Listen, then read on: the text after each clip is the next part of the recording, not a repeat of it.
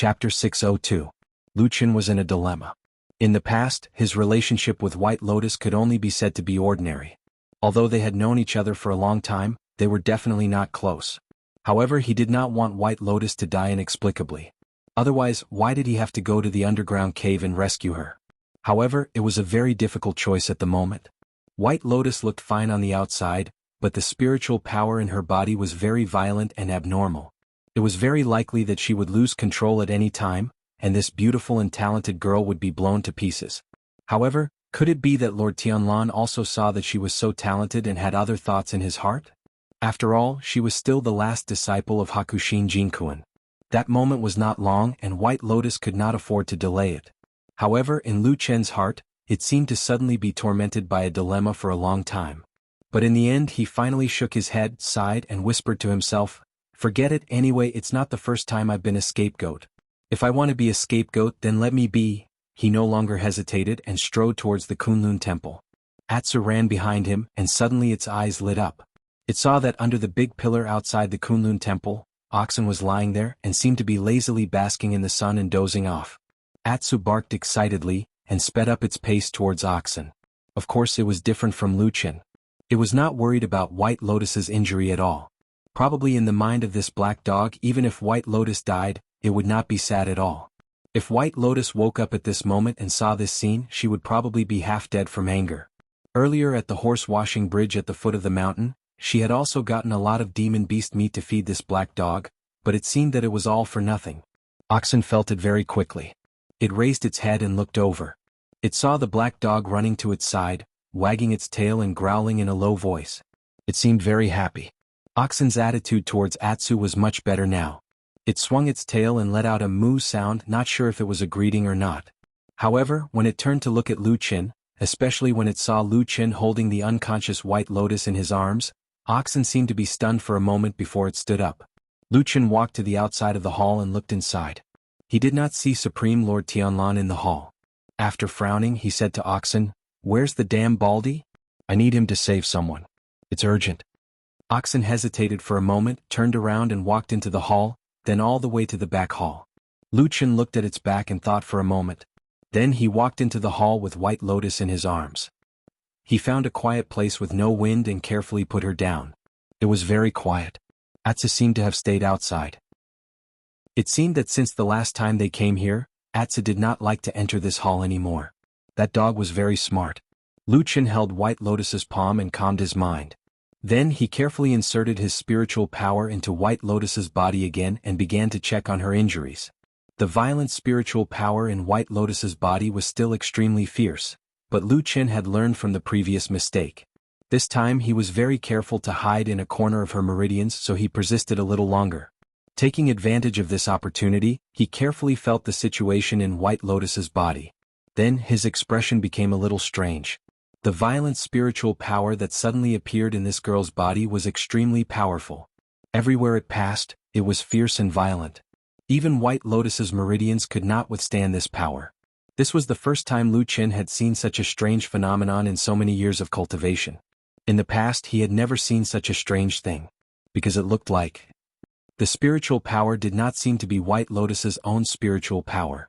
With her cultivation realm, her body contained such a powerful spiritual power. It seemed to be very similar to the ancient saying, "A snake swallows an elephant." Lu Qin did not know where this power came from, nor did he know what happened to White Lotus's body. But looking at the injuries in her meridians, she should not be able to hold on for long. Lu Qin quickly pondered in his heart. He thought of all the possible ways he could save her. Finally he came to a conclusion, and that was, he really seemed to have a way to save her. That was to use the black fire to inject into White Lotus's meridians. Of course, the spiritual power in White Lotus's body was abnormally violent and powerful. It was not suitable to face it head-on. So, Lu Qin would try to burn and slow down the spiritual power from the side. As long as enough time passed, he might be able to slowly grind down the spiritual power. At least it would not be so violent. But the price of doing this was that White Lotus's meridians would be completely destroyed. Being ravaged by the violent spiritual power and being burned by the black fire, even if she was a genius of the 5 pillars, she would become a useless person. A useless person or a dead person, which ending was better? Perhaps there was no difference? Lu Qin did not know. At this moment he could not ask White Lotus for her opinion. Fortunately he did not dwell on this problem for too long. Soon footsteps were heard in the hall. The footsteps of a man and a cow walked over together. It seemed that perfected Lord Tianlan was resting at the back of the Kunlun Hall today and was invited by oxen. However, probably only oxen could be so direct and unscrupulous. Ordinary disciples never dared to disturb perfected Lord Tianlan when he was resting. Perfected Lord Tianlan, who was wearing a loose robe, strode over with bright eyes. He did not say anything to Luqian. He just glanced at him and then swept his gaze over White Lotus, who was lying on the ground. Afterwards, he furrowed his brows and walked over. He crouched down next to White Lotus and first held White Lotus' chin in his hand. He gently shook it left and right as he looked at it. After a moment of silence he pulled up his cloak. Luqian stood aside in silence. Perfected Lord Tianlan pulled up his cloak halfway and suddenly stopped. Obviously he had seen the situation under the cloak. Perfected Lord Tianlan was silent for a moment. Then he slowly covered the girl with the cloak again and said in a deep voice, "What happened?"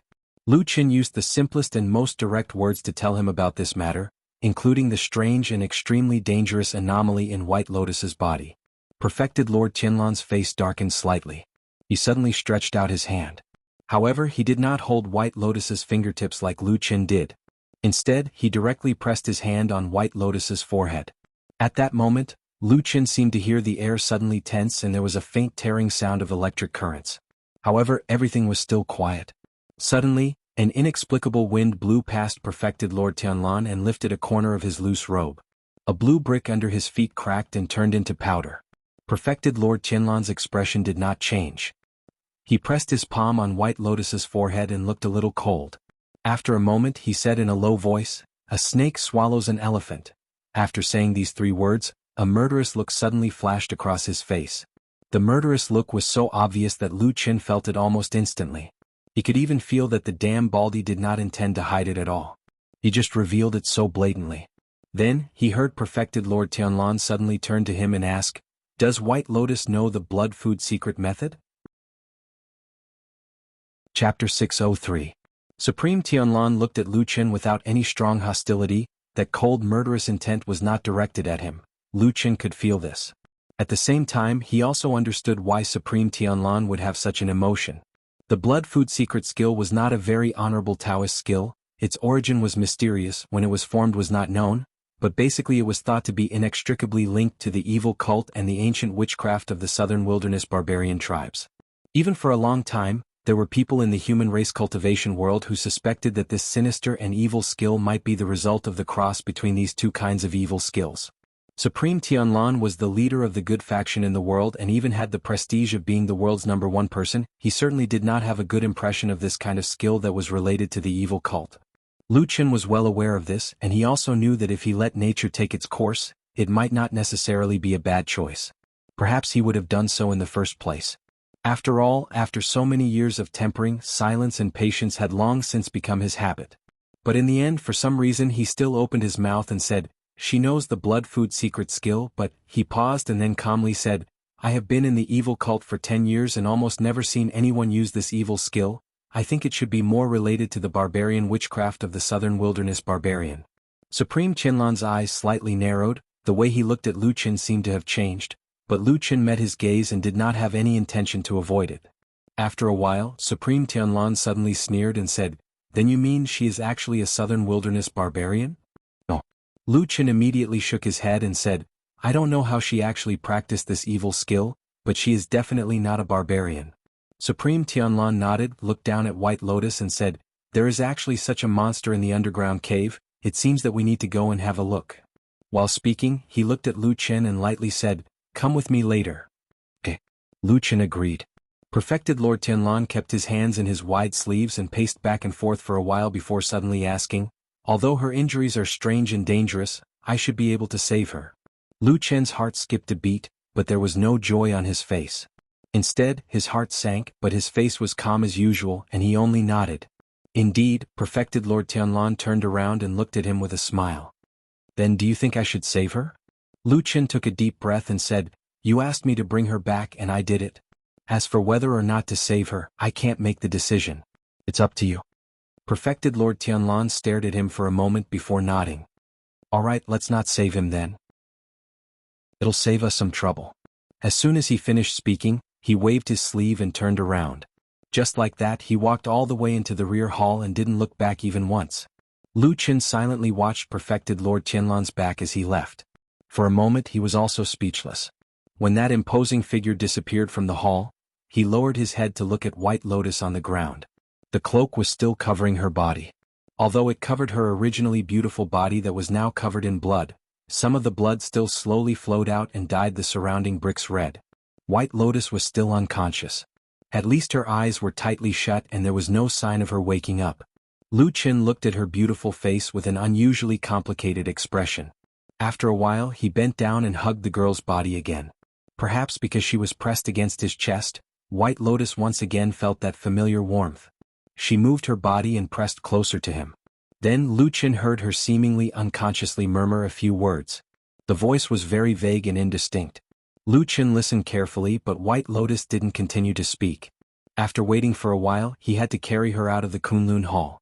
Atsu was still waiting outside the door. When he saw him come out, he quickly ran over. Lu Qin thought for a while and stepped forward. Atsu looked at him with a somewhat strange expression and then looked at White Lotus in his arms. He didn't seem to understand Lu Qin's actions, but he still followed him in the end. Lu Qin carried White Lotus all the way to the room where Su Qingjun used to live. He pushed the door open and put White Lotus on the bed. Then he asked Atsu to stay at the door.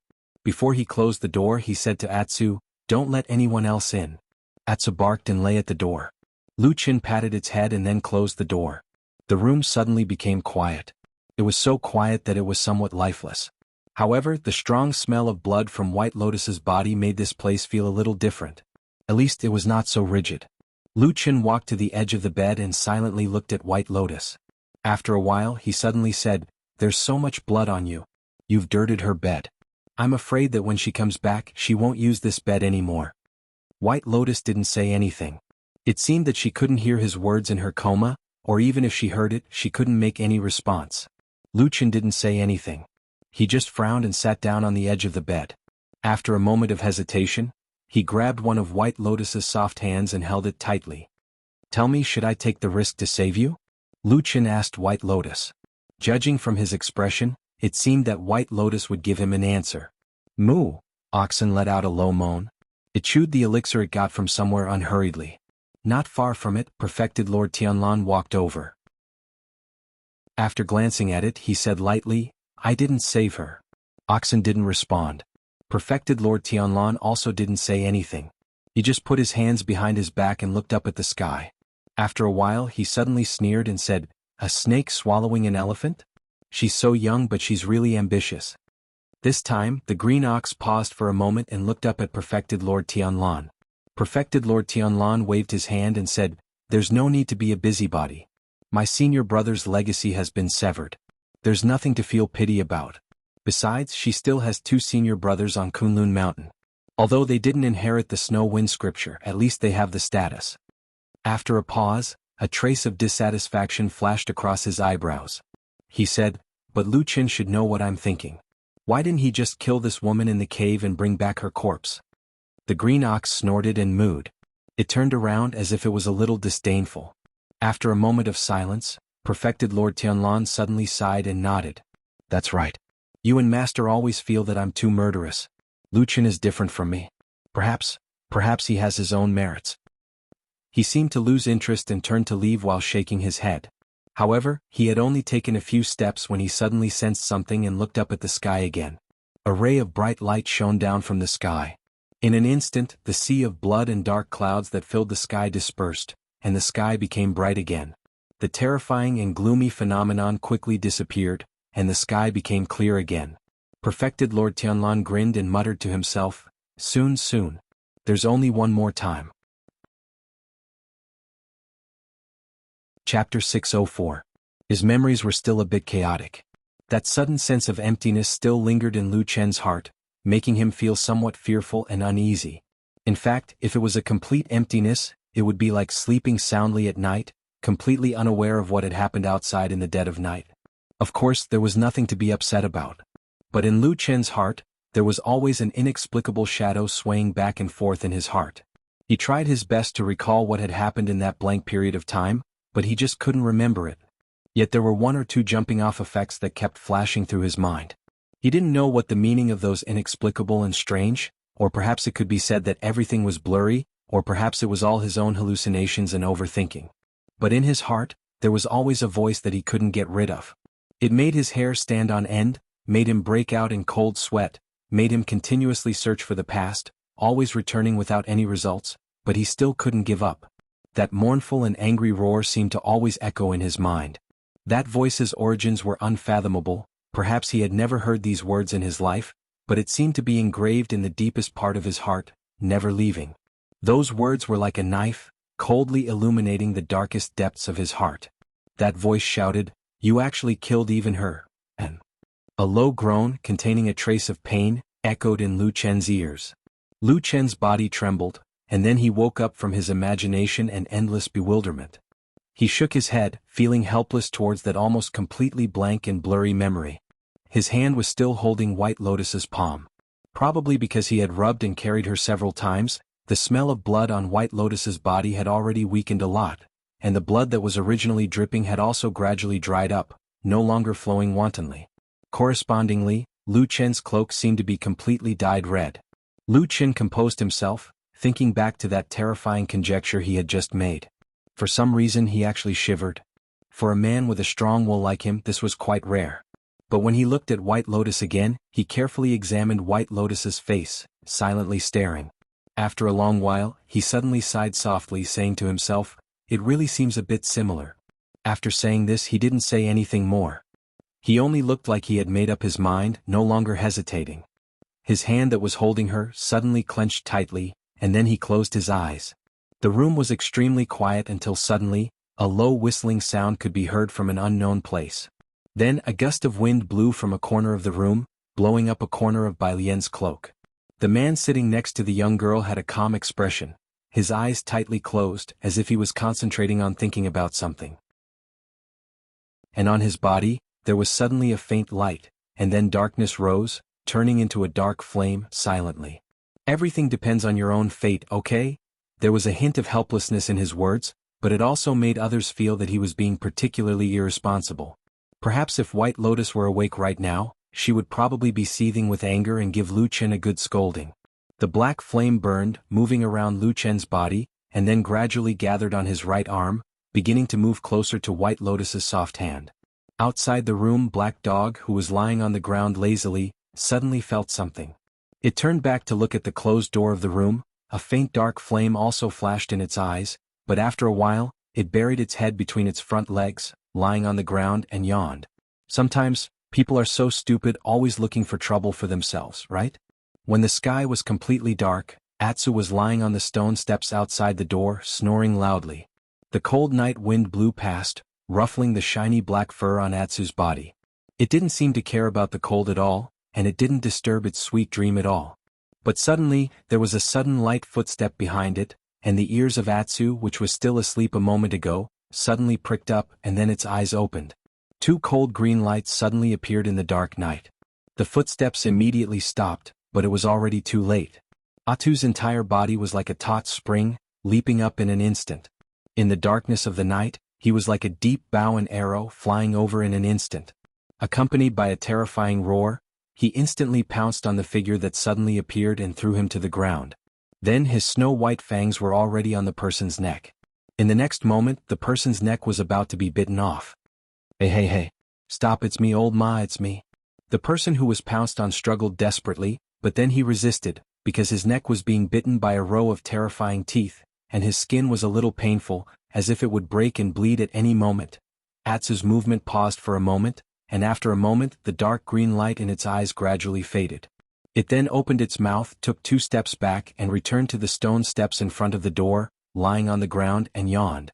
From the beginning to the end, this dog didn't seem to show any feelings of guilt or embarrassment for biting the wrong person, as if nothing had happened. Old Ma sat up from the ground, touched his thick and short neck with his hand, and couldn't help but curse, and then said to Atsu not far away, "Stupid dog, you almost bit me to death, do you know that?" Atsu glanced at him lazily and wagged its tail, which seemed to be expressing a very reluctant apology. Old Ma was half to death by this dog and stood up while cursing, but there was nothing he could do because behind this dog was Lu Qin. He glanced around and then looked at the door and said, "Is Lu Qin inside?" Atsu did not respond. Old Ma wanted to go forward and knock on the door, but Atsu suddenly stood up, stopped him and stared at him, not letting him go up the stairs. Old Ma was stunned for a moment and frowned. "What is he doing inside? Why don't you let me disturb him? I have something urgent to tell him." Atsu wagged its tail and didn't say a word, looking like a strong guard. Old Ma was a little helpless and said to himself, "Have I become stupid? Why do I have to reason with this dog?" Just when he was hesitating whether to leave, suddenly he heard the door behind Atsu squeak, but it was open from the inside, and then the figure of Lu Qin slowly came out. A looming smell of blood floated over with his steps. Old Ma was delighted and hurriedly greeted him, saying, "You finally came out. Did you hear what I said? Let me tell you." Lu Qin seemed to be a little tired, and gently waved his hand to stop Old Ma. After a moment of silence, he suddenly said to Old Ma with a little determination, "I have to leave." Old Ma was stunned, and for a moment he forgot what he wanted to say and said, "Where are you going?" "To the barren valley," said Lu Qin. "I have to go there." Chapter 605. Go to the barren valley? Old Ma was taken aback. He hesitated for a while before saying, "Why do you suddenly want to go there?" Lu Qin took 2 steps forward and sat down on the stone steps at the door. Then he said tiredly, "No reason. I just want to go there and have a look." "Come on." Old Ma scoffed at his excuse and retorted rudely, "No one on this mountain will believe your words. What's the reason?" After saying that, Old Ma seemed to feel that his tone was a little impulsive, so he calmed his tone and sighed. He said to Lu Qin, "It's not like you don't know the situation in the Immortal City now. Even if I wanted to slip away I would be stopped, let alone you." Yes, he was the only personal disciple of perfected Lord Tianlan, the appointed successor of this grand foundation, the person who was the focus of attention on the entire Sky Dragon Mountain and Zhangxianming. No matter where Lu Qin went, there would be people watching him openly or secretly, let alone leaving the Immortal City to go to such a remote place like the Barren Valley. Even if he really went to the Barren Valley, he would definitely not be the only person in the valley. There would definitely be many other people who would want to know why he suddenly went to the valley at such a tense moment. Moreover, that incident had happened in the Barren Valley, which would be even more thought-provoking. And in the end there was still perfected Lord Tianlan standing there. Would he agree to Lu Qin leaving? Lu Qin only felt that his mind was in a mess. This was a situation that he had not been in for many years. It made him feel a little surprised and confused. However, in his mind, those unclear, blurry and faintly soul-stirring scenes really made him unable to feel at ease. In that lost blank memory, there seemed to be something very important that he had forgotten. Atsu leaned against Lu Qin's feet and accompanied him silently. Old Ma looked at him for a while and finally felt that Lu Qin's reaction was really different from before. He started to worry. He walked to Lu Qin's side and patted him on the shoulder. "What happened? Can you tell me?" he asked in a low voice.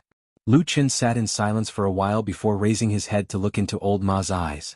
He smiled and said, "Actually, I'm just annoyed and want to go out to relax. But since you came over to talk to me I feel much better." Old Ma looked at him deeply. After a while, he nodded and said, "That's good.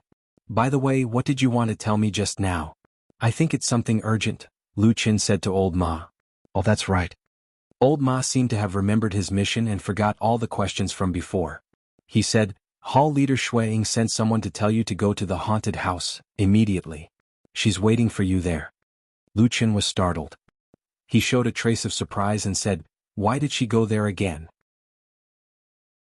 The so-called haunted house was actually the house where Qin He had the accident a few days ago.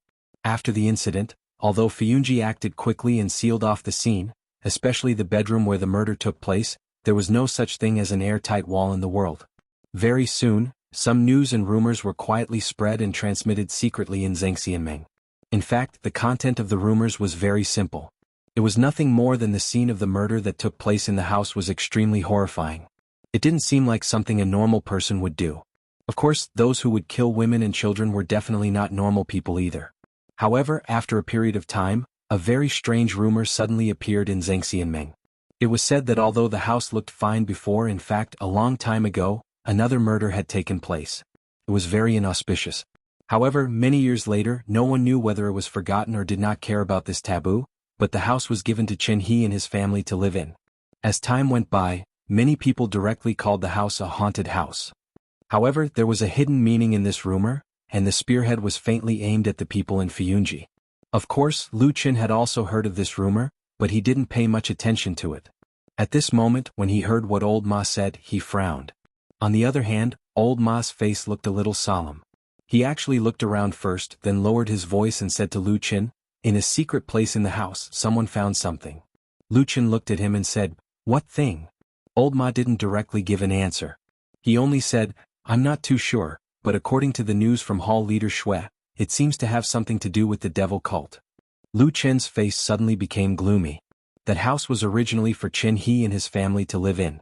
Qin He's identity was originally sensitive, and he came here to seek refuge from the devil cult. If they found something related to the devil cult in that house, there would be too many possibilities in it. Did he really seek refuge or did he have other intentions? There was real evidence and someone was trying to frame him? Lu Qin only felt that his eyes seemed to be in a mess again. It was hard to see clearly. It seemed that ever since he recalled that vague memory, his mind was always a little confused. He sighed, nodded to old Ma and said, "Then let's go there." Old Ma responded. Lu Qin stood up and hesitated for a moment. He looked back at the house, then reached out and closed the door. Then he told Atsu, "You still stay here, don't let anyone else in, understand?" Atsu barked twice, but it seemed to be a little dissatisfied. Lu Qin touched its head and comforted it, saying, "Do me a favor, old Ma and I will go there for a while and we will be back soon." Probably the words, "we'll be back soon," made Atsu feel at ease. It quieted down and then lay on the ground. Lu Qin smiled, waved to old Ma and walked forward. The road outside was still shrouded in darkness, but when he looked into the distance, Lu Qin suddenly found that on the distant horizon, there seemed to be a faint glimmer of light. He kept walking and gazed into the distance. For a moment he suddenly thought of something. It had been so many years. It had been so long since the Battle of the Barren Valley. Countless days and nights, countless things, pain, good times and bad times, but there had never been a memory of that blank period in his mind. But why this time he suddenly remembered it? Although it was still vague, he vaguely felt that it was not an illusion. Something must have happened, but he could not remember it. That feeling, it was as if some kind of power had silently sealed that memory in his mind, but he did not know why. Suddenly, the seal was suddenly broken. So what was the reason for this action? What kind of power had suddenly broken the strange seal in his memory? Chapter 606. The haunted house, on Mount Tianlong that was gradually becoming famous, was located on the side of Fuyunji territory, so it didn't take Lu Qin and old Ma much time to get there. However, even though Lu Qin was a man with a strong will, he didn't have the perverted hobby of liking bloody scenes. So after the incident here came to an end, he didn't come to the vicinity anymore. Even recalling the scene in that bedroom wasn't a pleasant thing. When they walked outside the haunted house, Lu Qin saw the Fuyunji people guarding around the house. Of course, the number of people was much less than on the night of the murder, but it was enough to stop people with ulterior motives from entering. At this time, the sky was still dark and the faint light in the distance was slightly brighter. However, the darkness before dawn still seemed to be suppressing the light, making one's heart feel stifled. Seeing Lu Qin and old Ma walk over, the guards standing at the gate quickly came to welcome them. It seemed like they had already received orders, so they directly let Lu Qin and old Ma in. They also explained that Hall Master Shui and the others were waiting at the crime scene for young Master Lu's arrival. Lu Qin nodded and walked in with old Ma. After entering the door of the haunted house, they could clearly feel a sense of coldness. Although the houses and pavilions looked the same as a few days ago, it gave off a lifeless and gloomy feeling. Old Ma couldn't help but frown. He said to Lu Qin in a low voice, "Is there really something strange about this house? It makes people feel a little uncomfortable the moment they enter." Lu Qin glanced at him and said, "Could it be that you're thinking too much?" Old Ma grunted and said, "That's not for sure. After such a terrible thing happened, of course no one would stay here anymore. Even Qin He had to find another place for him to settle down. This was to prevent him from feeling sad and causing more trouble. As for the haunted house, it had naturally been thoroughly searched by the people of Fuyunji. Even today they had called Lu Qin over because Blood Warbler and the others seemed to have made a new discovery. However, just like how time would always pass, memories would always be hard to grasp. No matter how ghastly the bloodstains were, no matter how tragic, it would eventually dry up. The thick and horrifying smell of blood in the air had mostly dissipated, leaving only a little bit of the smell, which still reminded people of that horrible scene. Lu Qin inexplicably felt a burst of irritation in his heart, but he still endured it on his face and did not reveal any emotions. Soon, the two of them walked into the backyard and saw Shuang standing in the middle of the courtyard with her hands behind her back, quietly looking up at the sky. In this dark night before dawn, this beautiful woman looked a bit thinner. Although it didn't reduce her charm and elegance, it made people feel that she was vaguely heart-wrenching at this moment. Perhaps she was going to spend the whole night here? Lu Qin and Old Ma walked over. Hearing the sound of footsteps, Shuang turned around. Her gaze swept across Lu Qin and Old Ma's faces, then she nodded slightly as a greeting. There was a hint of alienation in her politeness. Lu Qin asked, "Hallmaster Shui, I heard that something was discovered here?" Shuang grunted and said, "Yes, and they suspect that the thing they discovered is related to the Devil Sect. Because you are very familiar with the Devil Sect, they wanted you to come and take a look. I'm sorry to disturb you so late at night." Lu Qin couldn't tell whether Shui Ying's apology was real or fake, but since she said so he could only respond, "It's fine, the matter here is more important." "Then shall we go and take a look?" Shui Ying nodded and gestured with her hand, then led the way to the bedroom. Lu Qin looked in that direction and frowned slightly, but he didn't hesitate to follow. Old Ma, on the other hand, stood where he was, a little hesitant. But in the end he sighed and followed the two of them into the bedroom. There were candles and lamplight in the bedroom. It wasn't as dark as it was on the night of the murder, illuminating most of the room. Lu Qin stood at the door and looked around. He could vaguely make out the original layout of this place. It was an ordinary but warm residential room. But now, of course, everything was different. Most of the furniture had fallen to the ground, and even if it wasn't broken, it was stained with blood. Even the floor was covered with dark red stains, big and dirty. The corpses that had once laid here were long gone. Lu Qin suddenly thought of a phrase, "to bury in peace." Unfortunately, his own rationality told him that those poor women and children might not be able to find peace even now. This matter was too big and the repercussions were too bad. The Floating Clouds office had to investigate this thoroughly. Only then would they be able to give everyone an explanation. More accurately, it was for Shui Ying to give an explanation to Supreme Tianlan. The corpses of those who had died might still be preserved by Fiyunji, stored in some secret place. As for the wishes of those who had died or even the wishes of the living like Chen He, everyone could comfort and sympathize but no one would care. Shui Ying walked into the depths of the room and stepped over the shocking bloodstains on the ground. She stood beside the large bed that had already tilted to one side, then waved at Lu Qin. Lu Qin walked over and Shui Ying pointed at the bed and said in a low voice, "We only found it last night, it's behind there." Lu Qin was startled at first but then he immediately understood. The subordinates of Fiyunji were used to seeing life and death murders all year round, and they had always been meticulous in their work. After this murder, this haunted house must have been thoroughly searched inside and out. No matter how hidden the corners or how well hidden the secret rooms, they would all be found by these people and no one would be spared. So before coming here, Lu Qin was a little puzzled as to why there was a fish that had slipped through the net. The secret was only discovered today and he was called over. But now that he had a look here he understood. The floor under the bedboard must have been carefully examined by someone. However, it was probably due to the human mind that the back of the bedboard had been overlooked. It seemed like a very simple trick, but it was able to fool those experienced hands. To be able to set up this kind of setup, one must not be underestimated. Old Ma walked over with a lamp. In the light, Lu Qin grabbed the bed and exerted force, flipping the entire bed over. As he flipped it, his hands actually felt a little strained. The weight of the bed was actually quite heavy, indicating that the wood was very thick and good. In the blink of an eye, the board flipped over and the lamp fell on the back of the board, illuminating everything and showing a circular pattern in front of them. In the middle of the circle, there was a tall, straight tree connecting the top and bottom. The branches in the middle were forked and each branch had a layer.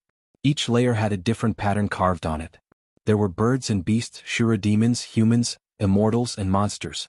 The rest of the empty spaces were also carved with many things, looking very strange. The room was very quiet. Shui Ying watched as Lu Qin squatted down and carefully examined the pattern. After waiting for a while, she asked Lu Qin in a low voice, "This pattern, is it related to the devil cult?" Lu Qin slowly stood up, then turned to look at Shui Ying. After a moment of silence, his gaze deepened and he slowly said, "Detain Chen He first." Chapter 607. Why? Shui Ying stood there without moving. Her expression was a little ugly, but she did not show any signs of anger. In fact, even her tone was a little low. She only said calmly, "No matter what, before I act, you have to give me an explanation. This is the Devil Sex Tree of God diagram. I believe you are not unfamiliar with it." Lu Qin pointed at the diagram on the back of the bed and said, "In the past battles with the Devil Sect, you should have seen some similar diagrams. This is because in the Devil Sect's mythological system, this Tree of God diagram is actually divided into high and low levels. Ordinary disciples draw the lowest level Tree of God diagram, and only the higher-ups of the Devil Sect understand the meaning of the higher-level Tree of God diagram." Lu Chen's fingers slowly swept across the branches of the Tree of God. His voice was calm but powerful as he said, "The Devil Sect's imprint that we usually see is the lowest level Tree of God diagram. There is only a towering Tree of God inside. This Tree of God diagram has the meaning of merging the three realms and all living beings. It is an extremely high-level secret in the Devil Sect." He paused, then said, "Almost exactly what someone like Chen He, who is second only to one but above tens of thousands of people, would understand. But why would he draw this in his own home? This is the Zhengxianmeng headquarters. Is that guy's brain broken?" This time, the one who could not help but ask was not the silent Shuiying, but old Ma, who was standing at the side. Looking at his stunned face, it was obvious that he could not understand this. Hearing this, Shuiying also looked at Lu Qin, obviously also a little puzzled. Lu Qin stood up from the ground, his brows slightly furrowed as if he was a little hesitant, but in the end he nodded and said, "It's like this, some people in the Devil Sect, many people, they are actually very firm in their belief in the Devil Sect's evil path of legend. Chen He is probably such a person."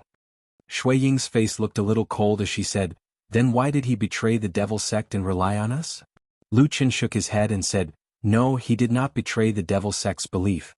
From the beginning, it was the Devil Sect's demons who fell into our trap. Elder Ghost ordered to kill his family, so Chen He had no choice but to rebel. What he betrayed was Elder Ghost, not the evil faction's faith, so most probably after he came to our place, he was still anxious and uneasy in his heart, so he quietly carved this picture of the divine tree. Only when he is accompanied by it day and night, he can fall asleep." Even Shui Ying and old Ma, these two people who were usually not very close or familiar with each other, involuntarily revealed a startled expression as they exchanged glances. A moment later, Shui Ying suddenly laughed coldly and said, "Looks like you really know everything about the devil cult? Of Devil Sect you did not waste after staying with them for so many years." Lu Qin lowered his gaze slightly. No one knew what he was feeling at the moment, but he didn't explain anything. He just calmly said, "I've said it before. This painting was most likely created by Chen He himself. It's best to capture him first. Does Hallmaster Shui have any objections?" As soon as he said this, Shui Ying's expression turned ugly. Just as she was about to say something else, the light in the room suddenly dimmed, and the candles in the room swayed violently. The three people in the room were shocked. They turned around and saw a huge figure standing at the door. He was facing the bedroom and looking at them indifferently. It was true Lord Tianlan. Old Ma was the first to bow, followed by Shuiying and Lu Qin. True Lord Tianlan slowly walked into the room. His face was calm and indifferent, as if he was not affected by the bloody and mournful aura. He walked to Lu Chen's side and looked at the Tree of God diagram on the wooden board for a while. Then he looked at Shuiying and asked, "Did Lu Chen's words make sense?" Shuiying wanted to say something but hesitated. After a while, she took a light breath and said in a low voice, "It makes sense. Chen He is indeed very suspicious. But this subordinate thinks that drawing this Tree of God diagram and killing a family of women and children are two different things. He shouldn't." True Lord Tianlan raised his hand to stop Shuiying from speaking. He glanced at Lu Qin and said, "Do you think Chen He is the real culprit?" "No." Lu Qin did not hesitate and immediately answered, "On the night of the incident, old Ma and I saw him at the Tingyu Tower. At least according to the time he was not here." After a pause, Lu Qin said, "I didn't say he killed his family. I just feel that this person is still thinking about the Devil Sect. We can't be careless. It's best to detain him first." True Lord Tianlan nodded indifferently and said to Shuiying, "Did you hear that?" Shuiying looked down and said, "Yes." True Lord Tianlan said, "Take Chen He first and interrogate him in detail." Shuiying responded and turned to leave. After she left, True Lord Tianlan did not say anything more and also turned to walk out of the house. But on the way he said to Lu Qin, "You come too. Follow me to the underground city." Lu Qin was startled and immediately understood. It seemed that the strange phenomenon in the underground city that he mentioned to True Lord Tianlan was a very important matter to this person. He needed to go check and deal with it immediately. This bald true lord seemed to attach great importance to the empty and mysterious underground city. Lu Chen agreed and followed him out of the door. Old Ma was a little hesitant and did not know whether he should follow them or not. But then he saw Lu Chen wave his hand slightly when he passed by him, indicating that he did not want him to follow. Old Ma was relieved. At the same time, he was a little curious about what happened in the underground city. After the two people left, Old Ma was left alone in the bedroom. Old Ma could not help but walk to the side of the bed and squat down to take a closer look at the picture of the divine tree. This time, after looking at it for a long time, he gradually frowned and revealed a puzzled expression. It seemed that he saw something that he did not quite understand and was a little puzzled. On the way to the entrance of the underground cave at the foot of the mountain, True Lord Tianlan and Lu Chen walked all the way. To be exact, Lu Chen was always one step behind True Lord Tianlan, walking on his side and behind him. True Lord Tianlan did not say anything about it. After walking for a while and seeing no one around, he suddenly asked Lu Chen, "How is White Lotus?" After a moment of silence, Lu Chen said, "I helped her to recuperate, but she has not woken up yet. I don't know whether she's alive or not. It all depends on her luck." True Lord Tianlan replied with an "oh," and took 2 steps forward saying, "You seem to be soft-hearted recently." Lu Chen raised his head and glanced at his tall silhouette, not saying a word. True Lord Tianlan also did not say anything about it. The master and disciple seemed to have nothing to say and went down the mountain just like that. However, when they reached the long street, True Lord Tianlan suddenly asked, "You said that the picture of the divine tree was only of an extremely high level. Isn't that the highest level of the divine tree in the devil cult?" Lu Chen said, "Yes." True Lord Tianlan asked, "What does the highest level of the divine tree look like?" Lu Chen hesitated for a moment and then said, "It's a scene of the collapse of the sky and the collapse of the 3 realms. The divine tree runs through the sky and the devil god descends. All living beings prostrate and unite." Perfected Lord Tianlan's footsteps came to a sudden halt. Chapter 608. Lu Chen saw that Perfected Lord Tianlan stopped but did not turn around. He just looked into the distance. He looked in the direction of Perfected Lord Tianlan's gaze and saw that the sun had finally broken through the horizon in the distance. Its warm radiance dyed the sky red, bringing light and hope to the world. "It's daybreak," Perfected Lord Tianlan suddenly said. Lu Chen nodded and said, "Yes, it's daybreak." Perfected Lord Tianlan stared at the rising sun and said, "Do you believe in the words of the devil cult?" "No." Lu Chen said, "If I believed in those nonsense, I wouldn't have done those things in the barren valley." Perfected Lord Tianlan nodded slowly and said, "You're right. At that time, the demons of the devil cult were only 1 step away from the true God's descent. So on the matter of the devil cult, even if I don't believe in anyone in the world, I will definitely believe in you." Lu Chen looked at him and Perfected Lord Tianlan turned back, smiled at him and even patted Lu Chen's shoulder. There were some words that they should understand in their hearts, but they wouldn't say it out loud. For people at this level, in a sense, trust was often more important than ability. No matter what one's background, character, ability, or means, trust was the most difficult thing to obtain. Standing at the peak of the human race, deity stage perfected cultivators had seen through the superficial and fickle human affairs and the changes of the world. In the bloody battles with the devil cult over the years, mutual deceit and intrigue had become commonplace. They, who had to be on guard against the weapons stabbing from behind at all times, were the ones who valued and trusted the most. Perhaps it was because of this that Perfected Lord Tianlan had always regarded Lu Chen with special respect. Only he had always believed that no matter how the world changed, only Lu Chen would always stand with him and would never conspire with the devil cult. By the way, Supreme Lord Tianlan turned around and continued to walk forward. At the same time he said casually, "You've been in the devil cult for so many years. I heard that those evildoers are very good at brainwashing. Why are you still able to stay awake?" Lu Chen followed behind him. After a moment of silence he said, "You taught me." Perfected Lord Tianlan glanced at him before bursting into laughter. There seemed to be a hint of gratification and joy in his laughter. "With the 3 of us here, moving unhindered throughout the world is a small matter.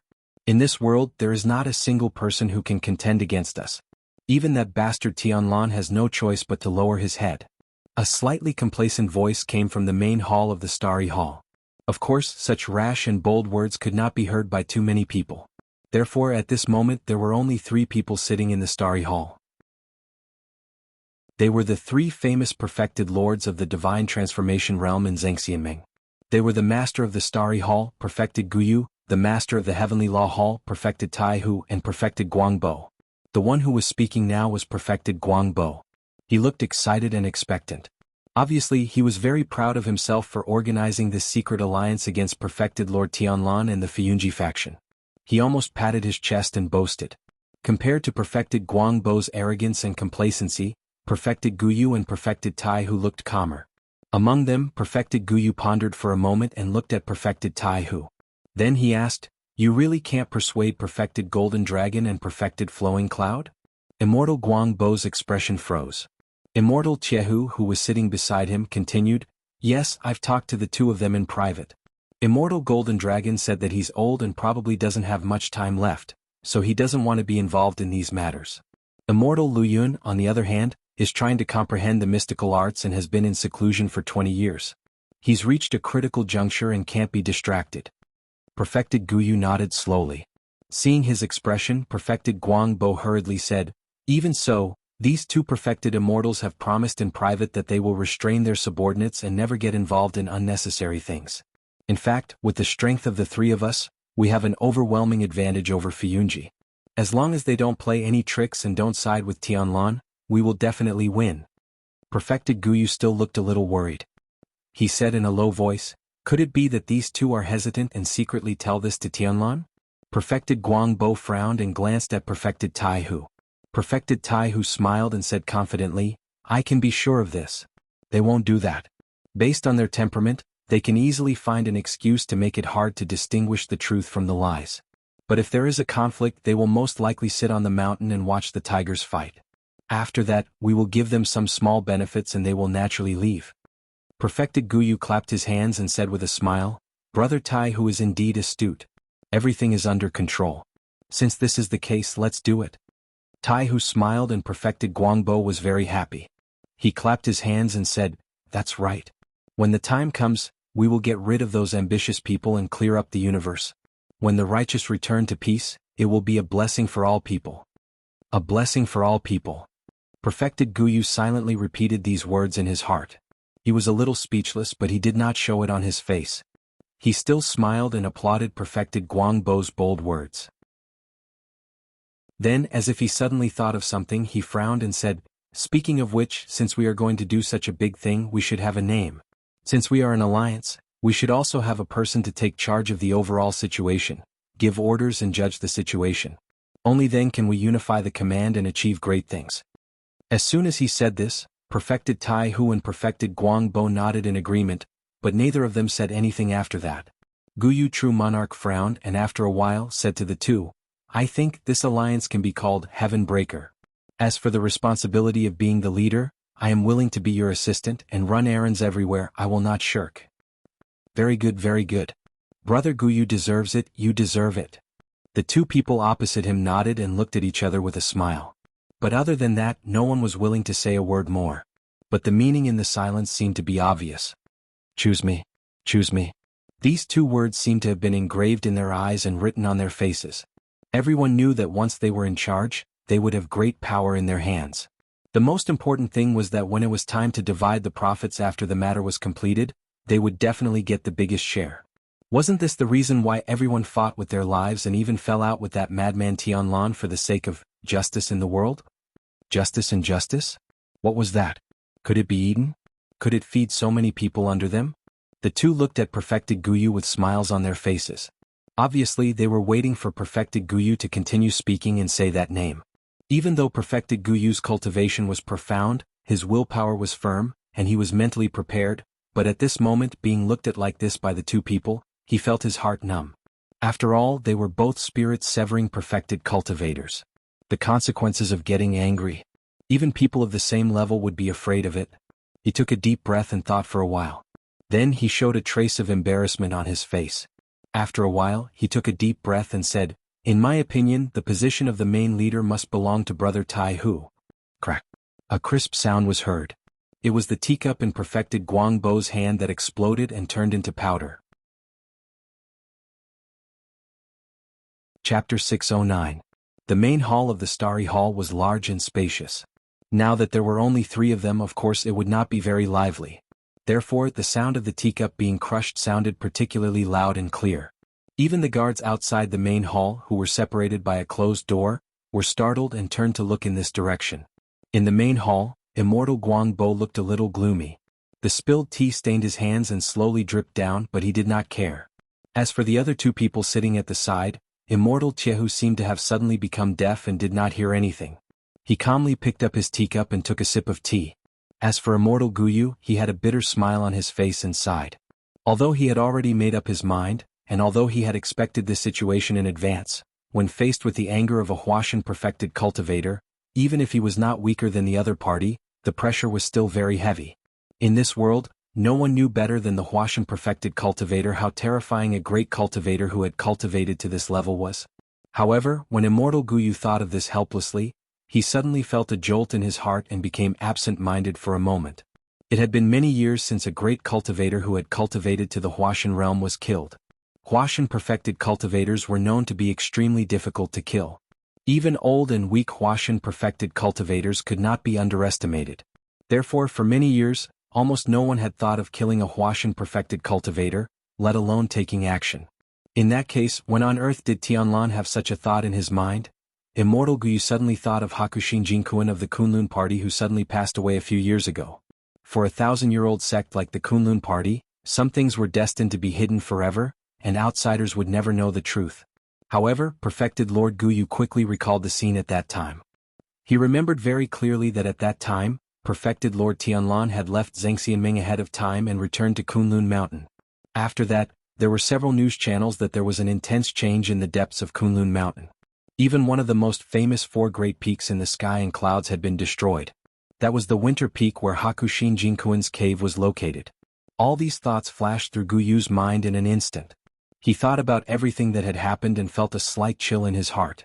However, after a short while, he temporarily suppressed those distracting thoughts, and a smile appeared on his face again as he faced the seemingly thorny problem in front of him. Immortal Guangbo looked very angry, annoyed and furious. He seemed to be about to explode. If that happened, then all their previous plans would be in vain. Immortal Guyu smiled, stood up and walked to Immortal Guangbo. He casually handed over a soft silk handkerchief for him to wipe his hands and said with a smile, "Brother Guangbo, you have always been calm and composed. This is not like you usually." Immortal Guangbo snorted, but he did not immediately turn hostile. He took the silk handkerchief and began to wipe his hands. The tense atmosphere suddenly relaxed a lot. Immortal Guyu smiled and took another step forward. At this moment he had his back to Immortal Tiehu and was facing Guangbo. He reached out to clean up the debris on the table. Immortal Guangbo frowned slightly. Although he was very unhappy now, there was no reason for him to let another perfected cultivator of Huashan realm clean up these things in front of him.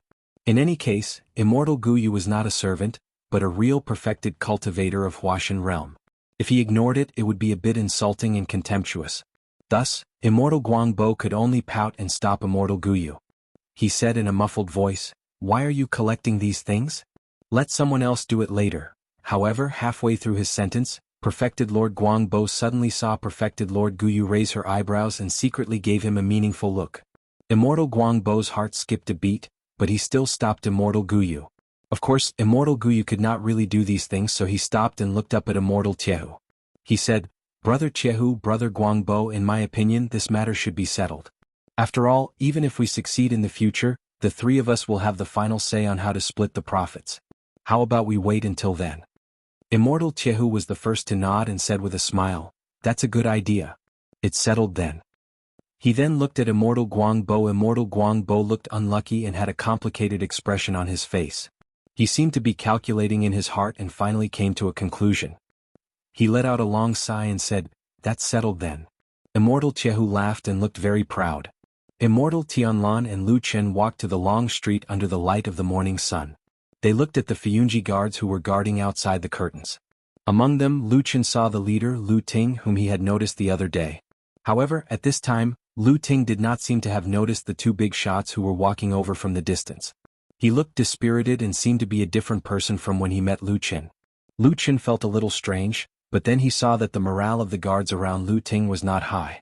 His heart moved and he could roughly guess the reason. These guards seemed to have been on duty for the whole night, but Lu Chen clearly remembered their expressions when he brought White Lotus out. It was impossible to hide this matter in broad daylight. Now that so much time had passed, it was needless to say that the upper echelons of Feiyunji, especially Xueying, must have known about it. He let White Lotus sneak into the underground and so many people actually did not notice? This was definitely going to cause trouble, but it had not been dealt with yet. However, with Xueying's methods she would definitely make Lu Ting and the others suffer. It was no wonder that Lu Ting and the others were frowning. While he was thinking, Immortal Tianlan had already walked close to the entrance of the underground tunnel. The guards at the outermost area were just about to give him a warning and drive him away when their bodies suddenly shook and their eyes widened in disbelief. After a while they were so frightened that they jumped up and saluted. Lu Ting, who was at the back, had not reacted yet. He was so preoccupied that he did not even look over. He was so anxious that a guard went over and pushed him hard. Lu Ting staggered and almost fell to the ground. He was furious and was about to curse when Tianlan and Lu Chen's figures suddenly appeared in his sight. Lu Ting shuddered and immediately strode forward. However, he stammered as he looked at perfected Lord Tianlan, a big shot who was usually revered like a god, standing there. His body trembled slightly but he did not know what to say. At this moment Lu Chen, who was standing beside Immortal Tianlan, smiled and said to Immortal Tianlan, "Master, this person is called Lu Ting, a guard captain in Feiyunji. He usually does his work well but he suffered because of oxen a few days ago." If Lu Chen had only mentioned how Lu Ting was capable, perfected Lord Tianlan would probably have nodded his head at most and would not have paid any attention to it. However, perfected Lord Tianlan was a little surprised when he suddenly mentioned the green bull. He took another look at Lu Ting and asked, "What's going on?" Lu Chen smiled and said, "That day, oxen suddenly insisted on going down here and it was difficult for them to guard. You also know oxen's temper, so they suffered a lot. Fortunately, I passed by here later and showed up to take oxen down, otherwise it would have been a lot of trouble." Perfected Lord Tianlan acknowledged and nodded. "Well done." After a pause, he suddenly glanced at Lu Chen and said lightly, "Do a good job in the future.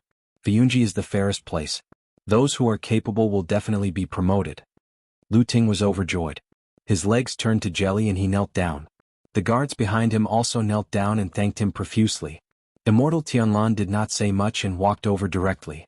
When Lu Chen followed him, he took a look at Lu Ting and saw that Lu Ting's eyes were filled with gratitude and he nodded heavily at him.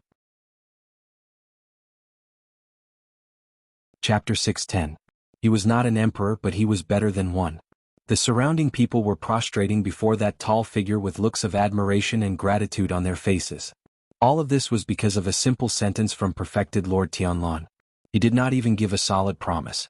Just a simple compliment was enough to make these people so agitated. Lu Chen stood beside perfected Lord Tianlan and watched all of this in silence. Then the two of them walked into the underground tunnel. Lu Ting and the other guards followed in fear and trepidation. They did not even dare to speak to perfected Lord Tianlan and could only ask Lu Chen carefully if he needed their help. Moreover, their faces were filled with anticipation and desire, as if it would be their greatest honor if perfected Lord Tianlan needed their help. It seemed like they were even willing to go through fire and water for him without any hesitation. Lu Chen politely but firmly rejected them. The surrounding guards looked as if it was only natural and agreed repeatedly, respectfully sending the two lords into the underground world. After entering the underground tunnel, the voices behind them disappeared and the surroundings became quiet. Only the footsteps of perfected Lord Tianlan and Lu Chen could be heard. It really felt as if they had suddenly entered another world from the noisy mortal world. After walking for a while, perfected Lord Tianlan suddenly said, "When those people outside were kneeling to us, I noticed that your expression was a little unnatural. What's wrong?" Lu Chen was silent for a moment before saying, "This is the first time so many people have knelt before me. Although they are mainly kneeling to you, I still feel a little strange." Perfected Lord Tianlan said, "Did they do this when you were in the fiend cult?" Lu Chen thought for a moment before saying, "Basically not. Occasionally there will be some master and disciple kneeling to each other. However, the fiend cult does not pay attention to such things, so it's very rare." Perfected Lord Tianlan was silent for a moment before saying, "You should know that I didn't ask them to kneel to me. Those people outside all wanted to kneel on their own, or when someone took the lead, everyone followed suit." Lu Chen nodded. "I understand." After saying that, he paused for a moment before smiling as if he was mocking himself. "Actually, I've also knelt to you before. Speaking of which, I'm not qualified to laugh at them. Those people are all small fries. Humans are born with the mentality of looking up to the strong. Perfected Lord Tianlan said calmly, too many people have always admired and looked up to the high and mighty experts, thinking that they are omnipotent. It's as if there's a dazzling brilliance around those experts no matter how you look at them. They've reduced themselves to dust and become ants. He looked at Lu Qin and said, do you think I'm right? He looked at Lu Qin and said, do you think what I said makes sense? Perfected Lord Tianlan replied, of course there will always be some ambitious elites. However, what do you think if I say that most mortals are like that? Perfected Lord Tianlan smiled and patted Lu Chen's shoulder with a gentle expression and gaze. You're different from them. Don't be like this. Perfected Lord Tianlan smiled and patted Lu Chen's shoulder with a gentle expression and gaze. You're different from them. Don't be like this. The red light of the blood moon had become somewhat familiar to Lu Chen. Therefore, when the light landed on him again, he even felt an inexplicable sense of intimacy. Of course, he was soon reminded of the many things that had happened in the underworld, those unpleasant memories, and his good mood was gone at once. Perfected Lord Tianlan looked up at the blood moon in the sky and narrowed his eyes as if he was observing something. After a while, he said to Lu Qin, bring me to the place where the accident happened. Lu Qin nodded and led him forward. Although he still hadn't figured out the secret of the underground cave and the strange blood moon in the sky, as well as what exactly Perfected Lord Tianlan wanted to do underground with the Starry Hall, it was obvious that this bald Perfected Lord was very concerned about this place and attached great importance to it. It was not easy to find a place or thing that could make Perfected Lord Tianlan come to check immediately after hearing it. The blood-red light sprinkled on them and their footsteps echoed in the empty street. The walls and doors of the big houses seemed to be stained with blood, giving off an inexplicable sense of mournfulness. Walking in this kind of place really had the illusion of walking in hell, making people feel very uncomfortable. However, Perfected Lord Tianlan and Lu Qin didn't show any discomfort on their faces. Perhaps this discomfort was nothing to them. Lu Qin had been paying attention to the surroundings while walking. The strange red mist that had floated in the air earlier was gone now, and so was the smell of blood in the air. There seemed to be no trace of what happened that day, as if it were a dream. Now, he could only go to the courtyard where the incident took place to see if there were any traces left behind. Of course, Lu Qin wouldn't suspect that his eyes were playing tricks on him or that his memory was playing tricks on him. He remembered the scene that day very clearly, including the bloody man who fell to the ground. After walking through the long street, they came to a house near the strange statue in the center of the city. Lu Qin pointed at the door and said to Perfected Lord Tianlan, I found White Lotus in the backyard inside. Perfected Lord Tianlan nodded but didn't enter the house immediately. Instead, he looked at the terrain here first and then suddenly looked back at the huge statue that ran through the whole underground cave not far away. Then he seemed to frown inadvertently. After a while, he said to Lu Qin, let's go in and have a look. Lu Qin agreed and followed him in. A gust of wind blew in from somewhere in the underground city and swept over their heads. Almost at the same time, they smelled the faint smell of blood in the wind. Perfected Lord Tianlan didn't notice it at all. With his hands behind his back and his wide robe sleeves fluttering slightly, he walked along the corridor into the backyard. Lu Qin followed him. When they walked into the backyard, a glaring and cruel red color was imprinted in their eyes. It was indeed the place that looked like a Shiraba that day. Although the once scarlet blood no longer flowed and most of it had dried up and solidified, the ground, walls and corners of the yard could still be seen with dark red bloodstains everywhere, revealing a tragic and mournful aura. Lu Qin frowned slightly and glanced at Perfected Lord Tianlan. The Perfected Lord of the Divine Transformation Realm looked calm, as if everything in front of him was no different from ordinary flowers, birds, fishes, insects, or scenery. His eyes swept over everything here calmly. Not long after, they suddenly stopped at a spot in the middle of the yard. Lu Qin followed his gaze and found that there were only a few bloodstains connected together. They looked a little scary, but other than that there was nothing unusual. But very quickly, Lu Qin seemed to have thought of something and his expression changed slightly. At this time, Perfected Lord Tianlan had already walked over. When he was about 4 or 5 feet away from that spot, he suddenly waved his sleeves and a gust of wind swept past. The bloodstains on the ground suddenly shattered and scattered in all directions. Then a strange mark was revealed under the bloodstains. It looked like a human figure that had fallen to the ground. Chapter 6:11. There was only the trace of a human figure in a pool of blood on the ground, but the person who left the trace was not there and had disappeared. Lu Qin looked at the strange thing on the ground with a puzzled expression. He was extremely astonished.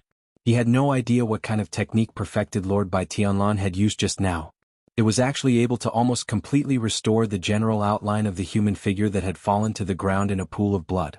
Even though it seemed that the ground had been drowned in blood, Lu Qin was not too surprised to accurately find the place where the human figure was, but it was really incredible to be able to restore the trace in a pool of blood. At this moment, the way Lu Qin looked at perfected Lord Tianlan was a little different. Although he had a very high evaluation of this damn Baldy in his heart, he now found that he might have underestimated this person. Were all the perfected lords of the divine transformation realm in the world so terrifying, or was it only this damn Baldy who was a rare genius? Perfected Lord Tianlan's eyes stayed on the trace of the human figure in the pool of blood for a moment, and then turned to look at Lu Qin. Lu Qin understood what he meant. After thinking for a while and looking at the surrounding terrain, he nodded and said with certainty, "It's here. That bloody man fell in this place." Perfected Lord Tianlan nodded and turned to look at the backyard full of blood. As his eyes slowly swept across, he suddenly asked Lu Qin, "You said that when you first came here to find White Lotus, you met that bloody man who was covered in blood, but his spiritual power was very strong?" "Yes." Lu Qin said, "At least at the level of Yuanying realm perfected being." Perfected Lord Tianlan looked at him and said, "Then you knocked him down?" Lu Qin's heart suddenly skipped a beat, but he did not hesitate and said, "That person seemed to have lost his mind and was like a walking corpse. He had strength but could not be used, so he was not a strong enemy." Perfected Lord Tianlan said calmly, "You didn't fight him for 300 rounds. Judging from your tone, you probably defeated that strange person in a short time. Even if it was perfected Yuanying who had lost his mind, it would be difficult for him to do that." He nodded and said, "You're even stronger than I imagined. However, I'm a little curious. Just what kind of Dao technique and divine ability did you use to be able to do this?" Lu Qin's heartbeat slowly sped up. He felt as if there were prickles on his back. A shivering feeling flashed through his mind. The tall figure looked like a tall mountain looking down at him from above. There seemed to be a fork in the road in front of him. He didn't know what the future held, but he subconsciously felt a faint aura of death in front of him. The choice could only be made in an instant. How should he answer? Perfected Lord Tianlan looked at Lu Qin with a calm expression. No one could tell what he was thinking at the moment. Perhaps he was just asking out of curiosity. He did not have to wait for too long because Lu Qin quickly met his gaze. There seemed to be some hesitation in his expression, but in the end he still said, "It's a secret technique of the Devil Sect." "It's a secret technique of the Devil Sect. I learned it from Yun Shouyang," Lu Qin said. "It's evil and vicious but very useful." The atmosphere in the courtyard seemed to have cooled down for a moment. No one spoke and the surroundings were silent. Coupled with the bloodstains all over the ground, it was mournful and tragic. It looked really lifeless, like a ghost town. Perfected Lord Tianlan looked at his disciple quietly with a deep gaze. There seemed to be some complicated emotions in his eyes. Lu Qin, on the other hand, stood in front of him, calm and unperturbed, without the slightest hint of fear. After a long while, Perfected Lord Tianlan sighed softly and broke the atmosphere that was about to freeze. "Have you thought about the consequences of using such a method?" There was no one else here at that time. The only person, White Lotus, was also restricted, Lu Qin said. "I won't use it when there are outsiders around." Perfected Lord Tianlan still seemed to be a little worried. He frowned and said, "You have many other choices. It would be better if you could completely not use these unorthodox methods." "I don't have any stronger methods." Lu Qin looked into his eyes and said, "I thought you should remember that I was still a child when I was sent to the Devil Sect. You only taught me patience and unwavering faith. I learned most of the techniques in the Devil Sect." Perfected Lord Tianlan suddenly stopped talking. He pursed his lips slightly and his gaze became increasingly distant as he stared at Lu Qin. It was as if in that instant, the radiance in his eyes had already penetrated the person's bones and flesh and seen through his heart. Lu Qin, on the other hand, was still standing there. After a while he flipped his hand and a black dagger appeared in his hand. It was short, sharp and carried a cold and icy killing intent. Perfected Lord Tianlan's gaze fell on the black dagger. Lu Qin said, "I used it to stab Yun Shouyang's back and then destroyed the god-subduing incantation formation." After saying that, he flicked his wrist and the black dagger suddenly flew up. It wasn't fast, but it flew straight towards Supreme Lord Tianlan. However, when it was still around 2 feet away from Perfected Lord Tianlan, the black dagger abruptly paused in midair and remained motionless. From the beginning to the end, perfected Lord Tianlan did not look at the black dagger at all. His gaze was always on Lu Chen's face. He was like an unreachable peak with a natural coldness. He did not care about the ants in the world and only cared about the boundless blue sky above his head. Perhaps the only dream and goal of a peak was to chase or even break through that sky. However, the person in front of him was not an ant in his heart. He was his disciple. Perfected Lord Tianlan stared at Lu Chen. Although he did not say anything, the invisible pressure was already as heavy as a mountain, making it difficult for Lu Chen to breathe.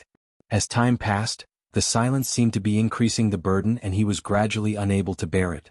Fortunately, at this moment, perfected Lord Tianlan broke the silence again. He said to Lu Chen, "The demonic techniques of the devil sect confuse one's Dao heart and harm one's foundation. From now on, don't use them anymore." Lu Chen was slightly relieved. However, before he could truly heave a sigh of relief, perfected Lord Tianlan suddenly took a step forward and stretched out a hand, flicking out a finger. Ding! His finger flicked the edge of the black dagger. In an instant, several cracks suddenly appeared on the dark killing weapon and spread wildly. In the blink of an eye, after a muffled sound, the black dagger suddenly turned into countless tiny fragments and fell to the ground, turning into dust. Lu Chen's body shook violently. Suddenly, he let out a muffled groan and a green aura flashed across his face. Then he suddenly covered his chest with his hand and took 2 steps back. Immediately after, he spat out a mouthful of blood. He seemed to have suffered a heavy injury and almost knelt on the ground. At the same time, perfected Lord Tianlan's figure appeared beside him like a ghost.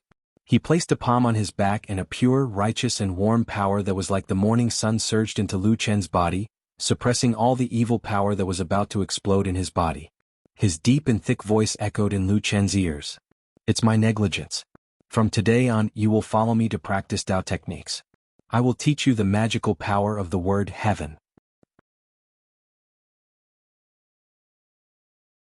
Chapter 6:12. Most people in the world would probably be extremely moved and excited when they heard perfected Lord Tianlan's promise. Lu Chen gritted his teeth with a pained expression on his face. He was enduring the backlash from the destruction of the black sword that he had cultivated with his life. His facial expression did not show any of this. However, his mood was still fluctuating, although not that strong. Since when did he start to distrust this divine transformation stage perfected Lord who had raised him and taught him to be an adult? Lu Chen clearly remembered that many years ago when he was still young, his trust in this person was extremely firm and his belief in him was indestructible. If not for this, he would not have been able to survive those difficult days in the devil cult. Because during that period of time, apart from the physical fights, it was actually more of a mental torture. A person's trust could be pure, but if there was the slightest suspicion at the beginning, even if it was just a small crack, it would quietly and slowly expand, and one would think of many things that one would not care about or think about in the past. Just like the words he had just said about his teacher's kindness, words that were enough to make one shed tears of gratitude. As Lu Chen endured the pain on his body with a pained expression, he couldn't help but secretly think in a dark corner of his heart, "Have I really been negligent?" Even if he really had countless important things to do and plans for his only personal disciple, would he really neglect to teach his disciple? Or perhaps, in the previous days he had other plans in mind? Lu Chen felt that at this moment he suddenly understood what the saying, "people's hearts are unpredictable," meant. This person's mind was too hard to guess, and it was already very difficult for him to trust him unconditionally like before. After a long while, the pain in his body was slowly suppressed. Perfected Lord Tianlan's expression relaxed a little, and he withdrew his palm and straightened up. Lu Chen moved his body and felt that the meridians in his body that had been damaged by the backlash had almost been completely repaired. He was secretly a little speechless, so he nodded to perfected Lord Tianlan and then said after a moment of hesitation, "Thank you." "Thank me for what?" Perfected Lord Tianlan looked at him playfully and said, "Are you thanking me for helping you or thanking me for saying that I would teach you Dao skills and mystiques?" Lu Chen said, "I guess so. At least today, I feel like I didn't become your disciple in vain." Perfected Lord Tianlan was stunned for a moment, and then he suddenly grinned as if he was happy. He even patted Lu Chen on the shoulder and said with a chuckle, "Boy, live well. You still have a long life ahead of you." "Yeah," Lu Chen nodded and said, "It wasn't easy for me to live to this day. I don't want to die." Perfected Lord Tianlan burst into laughter. The deep laughter seemed to have broken the somber and mournful atmosphere in the courtyard, causing the surrounding colors to become much warmer. Perfected Lord Tianlan seemed to be born with this ability. He could change the world around him with his own strength instead of going with the flow and adapting to this world. When his gaze returned to the courtyard, it was clear that he had not forgotten the original purpose of his visit. His gaze once again fell on the blood-colored figure on the ground.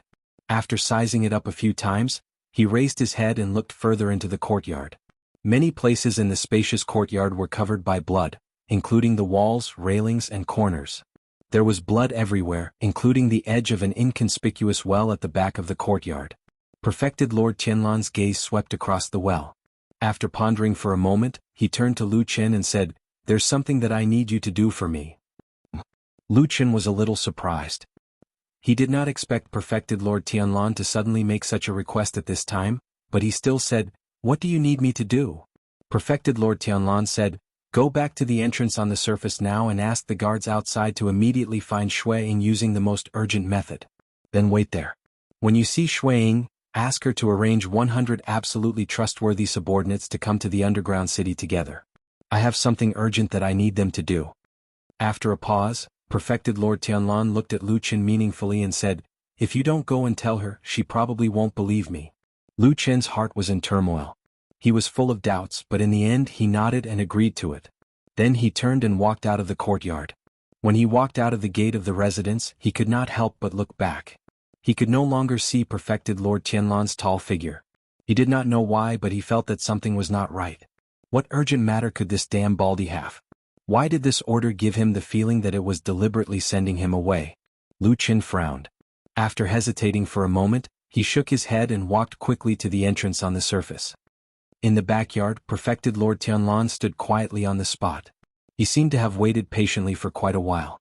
Even though there was a distance between them and a high wall between them, and he didn't even turn his head, this deity transformation stage true monarch seemed to be able to clearly see Lu Qin's every move, or rather feel everything. Only when Lu Qin strode far away did he slowly open his eyes. There was a somewhat deep look on his face. Then he swept his gaze across the courtyard. A gust of wind blew past, his robe fluttered slowly. Suddenly, there seemed to be lightning flashing in the depths of his eyes, suddenly becoming sharp. On the ground that was covered by the pool of blood, on the ground not far from that blood-colored figure, slowly, a footprint appeared. It was a footprint stained with blood.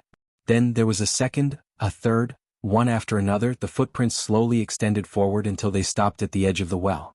Perfected Lord Tianlan smiled somewhat disdainfully. His expression seemed to show that he never cared about anything, even if there might be a great enemy hidden here. He did not even bother to make any preparations to investigate or defend himself. He directly flew up and landed on the dry well, looking down. The bottom of the dry well was gloomy and dark, like a bottomless nest. But he did not hesitate at all. He just sneered and then fell down. If Lu Qin were here, he would probably be amazed that the mouth of the dry well was not big enough to accommodate Tianlan's body at all. But this fat man went straight through it unreasonably and fell into the mouth of the well. The darkness below instantly swarmed up. Then, as if there was a malicious ghost howling in the darkness suddenly boiled up. In an instant, countless strong winds rushed over from all directions. All kinds of terrifying ghost faces, demons, ferocious beasts, and even skeletons and spirits swarmed over, covering the sky and covering the earth. They wanted to tear this person who suddenly broke into pieces. Time seemed to freeze at that moment. It seemed that the most terrifying scene in the world was happening in this dark corner. But the face of Perfected Lord Tianlan, who was surrounded by countless terrifying existences in the faint light, did not change at all. He still had that contemptuous and arrogant look on his face. He flicked his sleeves as if he was a little annoyed. A strong wind suddenly rose and suddenly broke the silence. Like a sledgehammer chiseling into solid ice, the scene instantly shattered and collapsed. In the face of absolute and almost terrifying power, all the darkness and fear melted like snow and instantly collapsed. Boom! All the ghost shadows suddenly shattered and turned into fragments that filled the sky. But they could not touch that figure at all. In the whistling sound, his huge body slowly landed on the ground and then looked at the darkness in the dry well. There seemed to be a figure lying in the dark corner in the dim darkness. Chapter 613. There was an ancient religion that once left behind a very widespread saying, "All fear and dread is like an illusion, or an illusion." It was hard to say whether this saying was right or wrong, But the wisdom of the sages had been passed down for thousands of years, so there was probably some truth to it. If one cultivated the mind and used one's own heart as the foundation, viewing all things in the world as an illusion, perhaps one would be able to ignore all disturbances and see one's true heart when one cultivated to the highest realm. At that level, regardless of whether one's cultivation was profound or if one numbed oneself, the effect would be about the same. Perfected Lord Tianlan's skills were profound and his knowledge was unfathomable. Of course, he knew a thing or two about this ancient doctrine. However, he had always scoffed at it. Moreover, his cultivation method was the pinnacle of worldly affairs, which was the complete opposite of this school of thought which focused on worldly affairs. He didn't even believe in karma and retribution, believing that everything in the world was under his control. What retribution in the next life? What cycle of reincarnation? In his eyes, all of them were illusions. Only great power was fundamental, and only this life in this world was the only one. Since ancient times, countless legends of gods had been passed down in the human world, but had they ever seen one in thousands of years? Where were the gods, demons, immortals, and Buddhas of the heavens? There was a blue sky above and a thick earth below. No matter how many tragic things happened, they would probably pass quietly like flowing water and floating clouds, not leaving many traces. He stared at the black shadow, his heart suddenly filled with a rare feeling. He put his hands behind his back and looked down at the man. He actually recalled the path he had walked for most of his life. He then smiled without the slightest bit of regret. The shadow in the darkness trembled slightly, like a person on the verge of death subconsciously twitching. Perfected Lord Tianlan looked at him with a calm expression and said, "We meet again." His deep voice echoed in the dark dry well, deep and vaguely carrying a strange power, causing the shadow to tremble again. Then a strange red light suddenly flashed in the darkness, like the angry eyes of a fierce beast about to bleed. However, Perfected Lord Tianlan didn't care about it at all. He seemed to always be high and mighty, and nothing could affect his mind, not even his basic emotions. He even took a few steps forward and stood beside the human silhouette in the darkness. He touched the body of the black figure with his foot. The figure turned over and rolled on the ground. Supreme Lord Tianlan let out a sigh and casually sat down on the ground. He no longer looked at the black shadow but raised his head to look at the sky above the dry well. The red and mournful light of the blood moon flickered above the small well. Looking from here, it seemed that the whole world outside was blood red. "Are you going to die?" He opened his mouth and said, "Although this is your original fate, I'm still quite surprised. You've been pestering me with all your might for so many years, yet you've actually fallen into the hands of these young people at such an old age. I'm very surprised." Roar! In the darkness beside Perfected Lord Tianlan, the figure flipped over and seemed to struggle on the ground for a few times, uttering vague sounds that were filled with deep-rooted hatred and anger. His gaze was like a blade in the darkness, filled with vicious curses as he glared at Perfected Lord Tianlan. Retracting his gaze, Perfected Lord Tianlan turned to look at him. "Seems like you've woken up? That's good too. At least you'll know when you die." He smiled and said, "I know what you want to say. Do you want to know what's going on with the child I snatched away from you back then?" Ah! A low and hoarse howl came from the darkness. It was as if the pain and hatred accumulated over countless years had erupted at this moment. However, this was meaningless to Perfected Lord Tianlan. He didn't even bat an eyelid. He looked like a god without any human emotions, looking down at the pain of the people indifferently. He opened his mouth and said, "Have you been telling yourself all these years that you'll just pretend that you don't have that child? Perhaps one day I'll directly kill that child? So, as long as you take revenge on me and think of a way to kill me, it'll be considered revenge?" The black figure fell silent. Perfected Lord Tianlan smiled and said, "Look, everyone is like this. I can always see through your thoughts. You all think that things will get better and that things might be as you wish. However, you probably understand me a little, don't you?" He lowered his head and his voice seemed to have become softer. "But in the depths of your heart, is there a voice telling you that I won't do that? How could someone like me do something so superficial? I'll definitely set up a backup plan and teach that child a good lesson. I'll make you suffer the most terrifying pain in the world. That's my way of doing things, right?" Roar, roar. A series of roars suddenly rang out. The black figure trembled all over as if he was about to pounce on Perfected Lord Tianlan. He was already extremely furious. However, Perfected Lord Tianlan shook his head and said, "Stop pretending. I won't tell you. You'll always have to fantasize like this. Imagine how much pain that child has suffered under my hands. Imagine what kind of hell and torment he might be going through right now. There are countless miserable things in this world. Sorrow, pain, torture, and madness. You can't help but wonder if they'll happen to him. Perfected Lord Tianlan's voice reverberated in the dry well like the judgment of a god. The black figure quietened down. He slowly lowered his head and no longer made a sound. Perfected Lord Tianlan stood up and took a few steps outside. At this moment, the blood moon above his head suddenly lit up. It was as if the light had suddenly become several times brighter. For a moment, the blood-colored light actually shone down on the dry well, dispersing the surrounding darkness. It formed a strange light beam that shone on his body. It looked as if the light had descended from the sky and enveloped his body. Perfected Lord Tianlan stopped and looked up. His expression was still rather calm. He only frowned slightly as if he was a little surprised but not worried. However, when the blood-colored light shone into the depths of his eyes, the bald Perfected Lord's body suddenly trembled. Then, a look of confusion slowly appeared on his face. At this moment, a shrill howl suddenly rang out in the darkness of the dry well. Countless ghosts and spirits that had long dissipated appeared again and pounced on Perfected Lord Tianlan from all directions. Among the thousands of mournful shadows, one particularly resolute figure charged over with an aura of death, wanting to perish together with this person. Perfected Lord Tianlan's eyes suddenly seemed to be lit up with two balls of scorching golden flames, as if two suns were rising. At the same time, the blood moon in the sky that had never changed suddenly dimmed a little at this moment. In the next moment, Perfected Lord Tianlan's body shone brightly like a blazing sun. He looked down at the weak darkness and pitiful ants in disdain. Majestic and invincible, he spread out in all directions. Chapter 6:14. Lu Qin stood at the entrance of the tunnel, frowning slightly as he looked at the long street in front of him.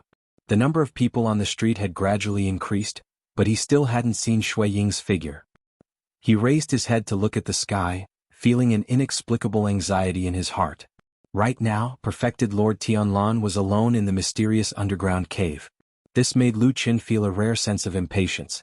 He really wanted to turn around and return to the underground cave to see what Perfected Lord Tianlan was doing. Of course, he wasn't worried about the damned Baldy's safety. Although it sounded like he was a little unfilial as a disciple, sometimes Lu Qin would be surprised to find that his confidence in his master, who always had complicated emotions, was firmer than most people in this world.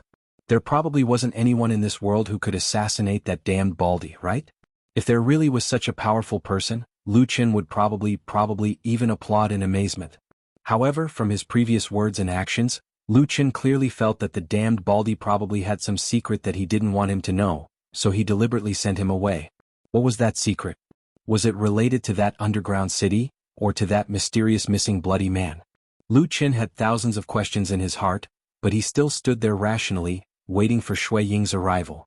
The leader of the guards at the cave entrance, Lu Ting, was also standing next to Lu Qin. When he looked at Lu Qin, his eyes were filled with intimacy and gratitude.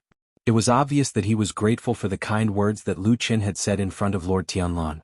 After standing with Lu Qin for a long time, he sensed that Lu Qin was a little anxious. After hesitating for a moment, he comforted him. It will take a while for the messenger to reach the mountain from here. He also needs to report to Hall Master Shui. After that, as you said, it will take some time for Hall Master Shui to send 100 people over. Young master, don't be anxious. Wait a little longer. Lu Qin nodded slightly, knowing that Lu Ting was right. In fact, he had deliberately confused Lord Tianlan's intentions when he sent the message just now.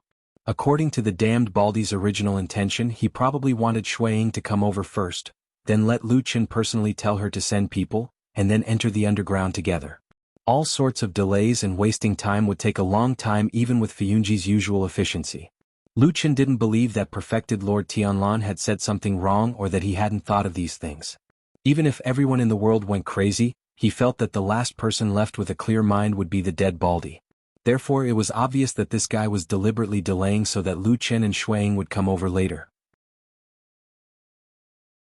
What was he planning to do alone in the underground city, in that house full of bloodstains?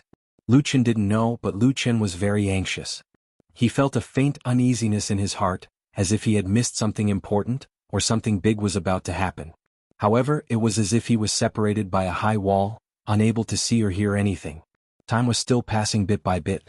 Although Lu Chen's face hadn't reached the point where he would lose his composure in anger, his expression had already become gloomy.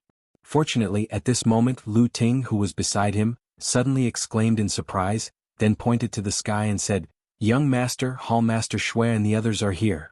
Shuang had indeed come. Just as Lu Chen's rumor had requested, a team of 100 people had come with her. Each of them looked taciturn, but their auras were deep and powerful. Needless to say, they were definitely the most reliable and powerful elite troops in Fuyunji. When this group of people arrived, the guards guarding the tunnel entrance were immediately intimidated. One by one they retreated, some of them even pressing their backs against the wall. These elites were obviously very experienced. In an instant, several of them surrounded the entrance of the tunnel, guarding the most important throat area. Shuang walked in front of Lu Chen and glanced at him. Even though Lu Chen had been on bad terms with her recently, he couldn't help but admire this woman's ability to handle matters. For so many years she had always been the #1 confidant of Lord Tianlan, and was known as the most powerful woman on Mount Tianlong. There was indeed a reason why she was called the most powerful woman on Mount Tianlong. However, this was obviously not the time to praise, flatter, or get close to him. Lu Chen pulled Shuang to the side and used the simplest words to describe what had happened. In the end he said, "That's what happened. I'm just passing on Master's words. I'll have to trouble you." Shuang nodded. Her face didn't show any displeasure at being ordered around by Lu Chen. She only said calmly, "You did the right thing. Now that everyone is here, shall we go down now?" Lu Chen had been in a hurry to return to the underground city, but when the time came he subconsciously hesitated. However, he quickly nodded and said, "All right, follow me." 5 of the elite troops stayed behind to guard the exit, while the rest followed Lu Chen and Shuang into the underground. This caused the expressions of Lu Ting and the other guards to turn ugly. Some of them even looked angry. However, Shuang ignored them and Lu Chen didn't say anything. He understood what Shuang was thinking.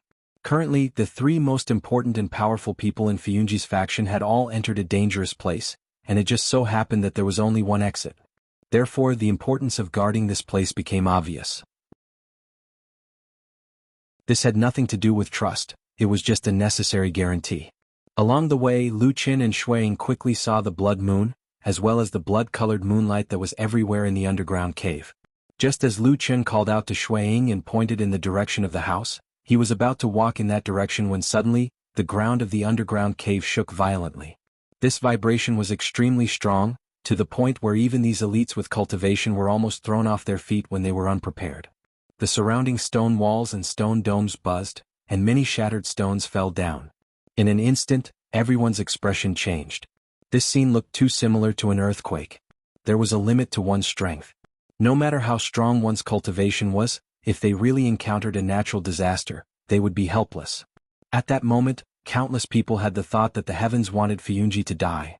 Fortunately, it seemed that the heavens still wanted to give the damned Baldy some face. The shaking only lasted for a while before it calmed down.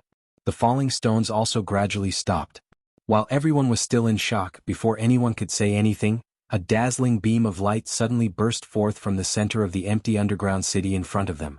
It was as if the sun had exploded, forcing back the blood moon's radiance that filled the sky. In the golden light, a figure slowly rose, 100,000 zhang of light enveloped his body, shining brilliantly, as if a real god had descended to the world. It made people worship him. Around Lu Chen there were people who became excited. However, when he looked at the light in shock, looking at the damned Baldy in the light who was displaying his power like a miracle, he suddenly faintly saw that at the end of the light, behind the glory, a dark shadow flickered in the light. Like a person quietly waving his hand, but also like a desperate struggle, then it dissipated in the brilliant light, turning into nothingness and ashes. Lu Chen stared blankly at the scene in the distance. He was at a loss, but he suddenly felt a pain in his heart. He did not know where it came from. Chapter 6:15. Even though there had been a violent tremor on that day, and nearly 100 people had witnessed the godlike appearance of Supreme Lord Tianlan in the underground city, this news did not spread throughout Zhengxianmeng in the end. This was not an easy task for Zhengxianmeng, which was already like a sieve, because both Supreme Lord Tianlan and Shuang had given the order to keep it a secret after the incident. This also proved that the 100 people that Shuang had brought with her this time were reliable enough, and no one had leaked the news to the outside world. However, although outsiders did not know the specifics of what had happened, it did not mean that no one had noticed anything strange. In the true Immortal Alliance, which was the world's largest vanity fair of intrigue, spying on each other and infiltrating each other were common occurrences. Even the guards at the entrance of the tunnel were actually spied on by some unknown people both openly and secretly. Needless to say, Shuiying had suddenly gathered her elite subordinates, and there were quite a few of them. This was a huge commotion, and it immediately alarmed many people and forces, causing them to pay attention to this place. After all, Fuyunji was currently the most powerful hall in the limelight, and it was the place that all the major forces valued the most. What was Fuyunji doing? What were they doing underground? Within a day, this question had become the question in the hearts of many forces and leaders in Zhangxiaming. Probing and investigations regarding this matter had also begun without batting an eyelid. The leader of Zhangxiaming's Grand Chancellor, True Lord Guangbo, had a somewhat controversial reputation in the world of cultivators for many years. As one of the 6 true lords of Zhangxiaming, of course, he had a respectable status, and was worthy of the phrase high position and power.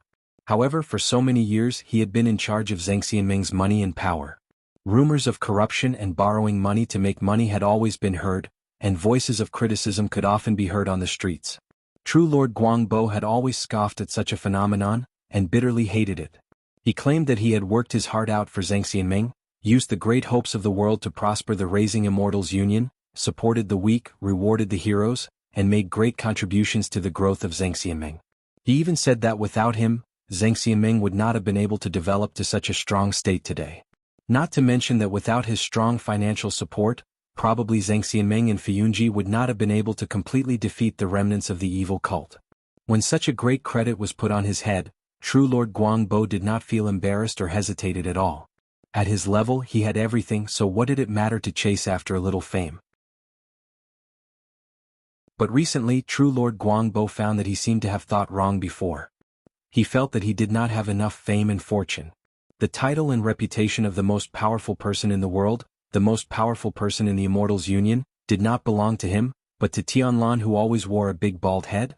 There were so many treasures, gold and silver. Didn't it say that the wealth of the major sects in Zhangxiaming should be managed by the Grand Chancellor? Why did all the major sects, especially Fuyunji, dare to see so much? They despised the golden rule set by Zhangxiaming that year. They were all ambitious and treacherous officials. If I don't come out to uphold justice, won't it be like a long night without light? Why does the world look a bit chaotic?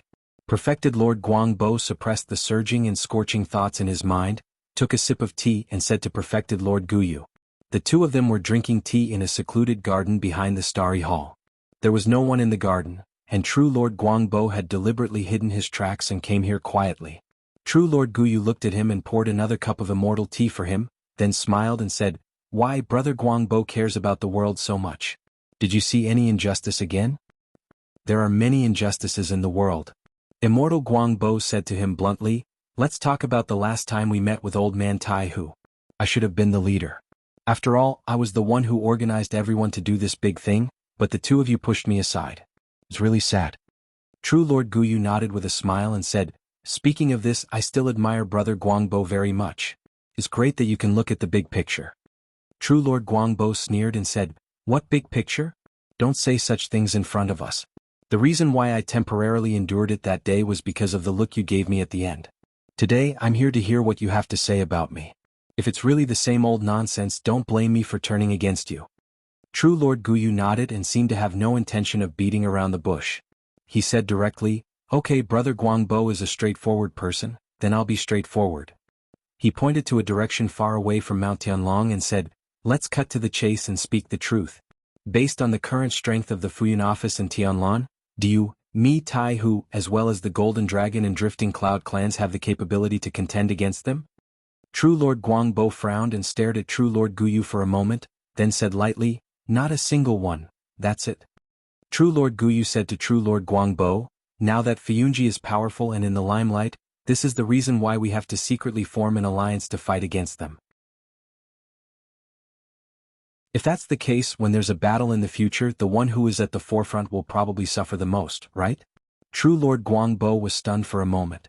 Suddenly, his eyes brightened and said, "You mean to let the old man Tai Hu go to the front to block them?" But then he shook his head and said, "The old man Tai Hu is a cunning old man, he won't be fooled so easily." True Lord Guyu said lightly, "Since he's the leader and wants to get the biggest share of the benefits, I'm afraid it won't be justifiable if he doesn't put in the most effort. If that's the case, we can just say that we're all breaking up. I don't believe that Tai Hu will really give up those things that he has already marked as his territory. Moreover, he smiled and continued, when it really comes to that, everyone will have already turned against each other. Tianlan will definitely know that the leader of our side is Tai Hu. If the situation suddenly changes and we quit, don't you think Tai Hu will panic? Do you think Tai Hu will dare to deal with that lunatic Tianlan alone? Will he have no choice but to try his best to maintain this alliance and put all his assets on the table to fight with all his might? True Lord Guangbo stared at True Lord Guyu for a while and suddenly gasped. He said, "Good plan. Brother Guyu, I've really underestimated you in the past." True Lord Guyu waved his hand and said, "It's just a small trick. You and I are close friends. All these years, the Grand Chancellor has taken good care of the Star Hall. That's why I'm telling you these things. I hope you won't blame me, Brother Guangbo." True Lord Guangbo laughed and said, "Not at all. We'll do as Brother Guyu says." After that, he pondered for a moment as if he suddenly thought of something. He then said, "Oh yes, speaking of this, I wonder if you also felt the movement at the foot of Sky Dragon Mountain? It should be caused by Tianlan, right?"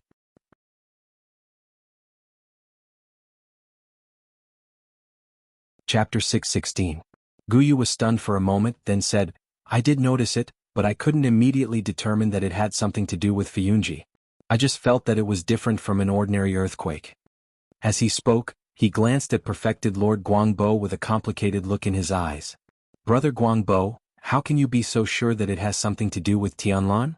Perfected Lord Guangbo said proudly, "What's so difficult about that? It's just a trick I set up earlier. Not only did the earthquake have something to do with Tianlan, but I can also determine that it happened at the underground entrance in the White Tiger district of the Immortal City. Someone saw it with their own eyes." Guyu's eyes flickered, but his expression didn't change. He nodded and said, "Brother Guangbo, you're really good. I admire you. But since you can determine the location and range, I wonder if Brother Guangbo can tell me what exactly happened?" Perfected Lord Guangbo laughed dryly, then shrugged and said, "I'm not sure about that. Old man Tianlan sent a group of his most trusted men to watch the underground entrance. Other than his trusted men from Fiyunji, no one else can enter the underground.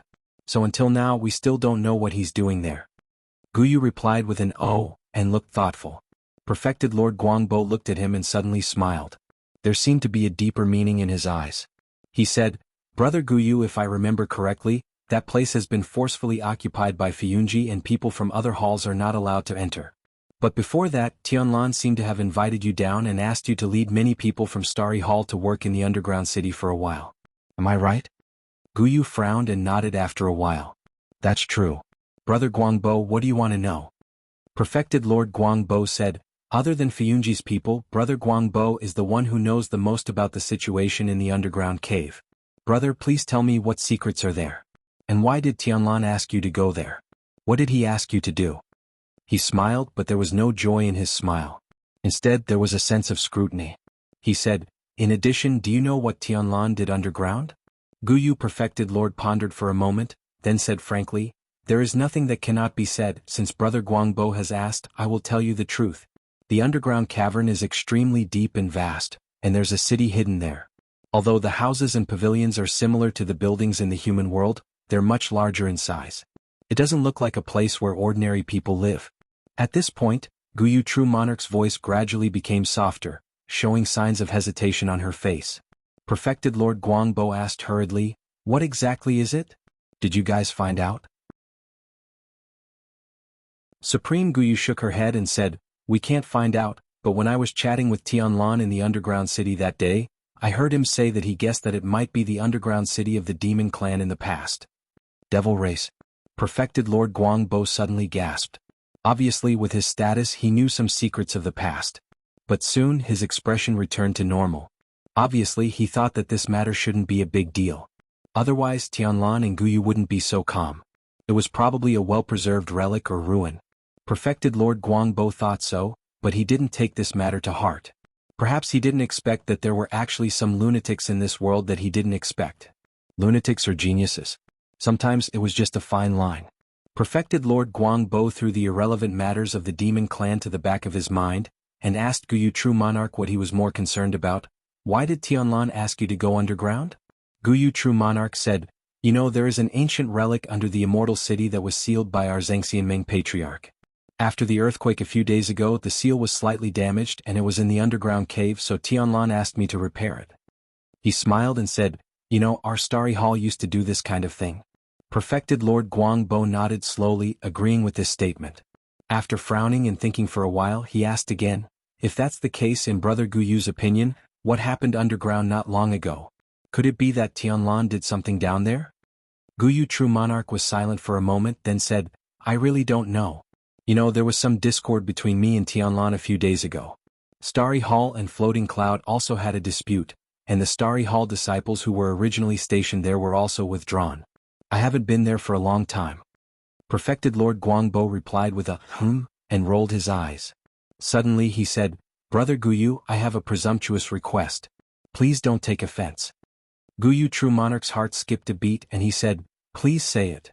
Perfected Lord Guangbo said, "I still need to trouble you to make a trip down there, in the name of repairing or re-examining the seal, to see what happened underground. With your identity and this excuse, I don't think those people in Fuyunji would dare to stop you." Suddenly, a strange expression flashed across Perfected Lord Guangbo's face, and he looked at Perfected Lord Guangbo. Perfected Lord Guangbo sighed, stood up and cupped his hands. He said, "This is an important matter and we have to be cautious. Although this matter will affect Brother Guyu's reputation, for the sake of our alliance, please make a trip. It's best if there are no more accidents." Perfected Lord Guangbo stared at him for a long time, and in the end, he suddenly smiled bitterly, and there seemed to be an indescribable expression on his face. In the end, he nodded and said, "I understand. Since Brother Guangbo has said so, I won't refuse. I'll make this trip." Perfected Lord Guangbo was overjoyed and said with a smile, "Thank you, thank you." After coming out of the underground city, the people in Fuyunji quickly dispersed. After Xuering asked for Perfected Lord Tianlan's instructions, she also left with her people. Although it seemed that they had made a wasted trip, no one had any complaints. Everyone knew that Perfected Lord Tianlan must be doing something extremely important. What kind of big event could it be? No one in Fuyunji, including Xueying, asked any questions. If Perfected Lord Tianlan didn't say anything, it meant that they didn't need to know. After so many years, they were already used to this. However, there was another person in the crowd who wasn't so numb. He was full of doubts and curiosity about what happened when Perfected Lord Tianlan was alone underground. He really wanted to know what had happened. He was Lu Qin. Actually, when he walked into the main hall of Kunlun, Lu Qin also had some doubts. He didn't understand the unusually strong emotional impulse he had this time, but no matter what, he still wanted to ask that damn Baldy what had happened in that light. After all, he and Tianlan came here together, so he felt that he should know something. When he walked into the hall, he saw Perfected Lord Tianlan sitting on his lotus throne, which was rarely seen. Even from such a distance, he could feel that the person on the throne was staring at him with bright eyes, as if waiting for something.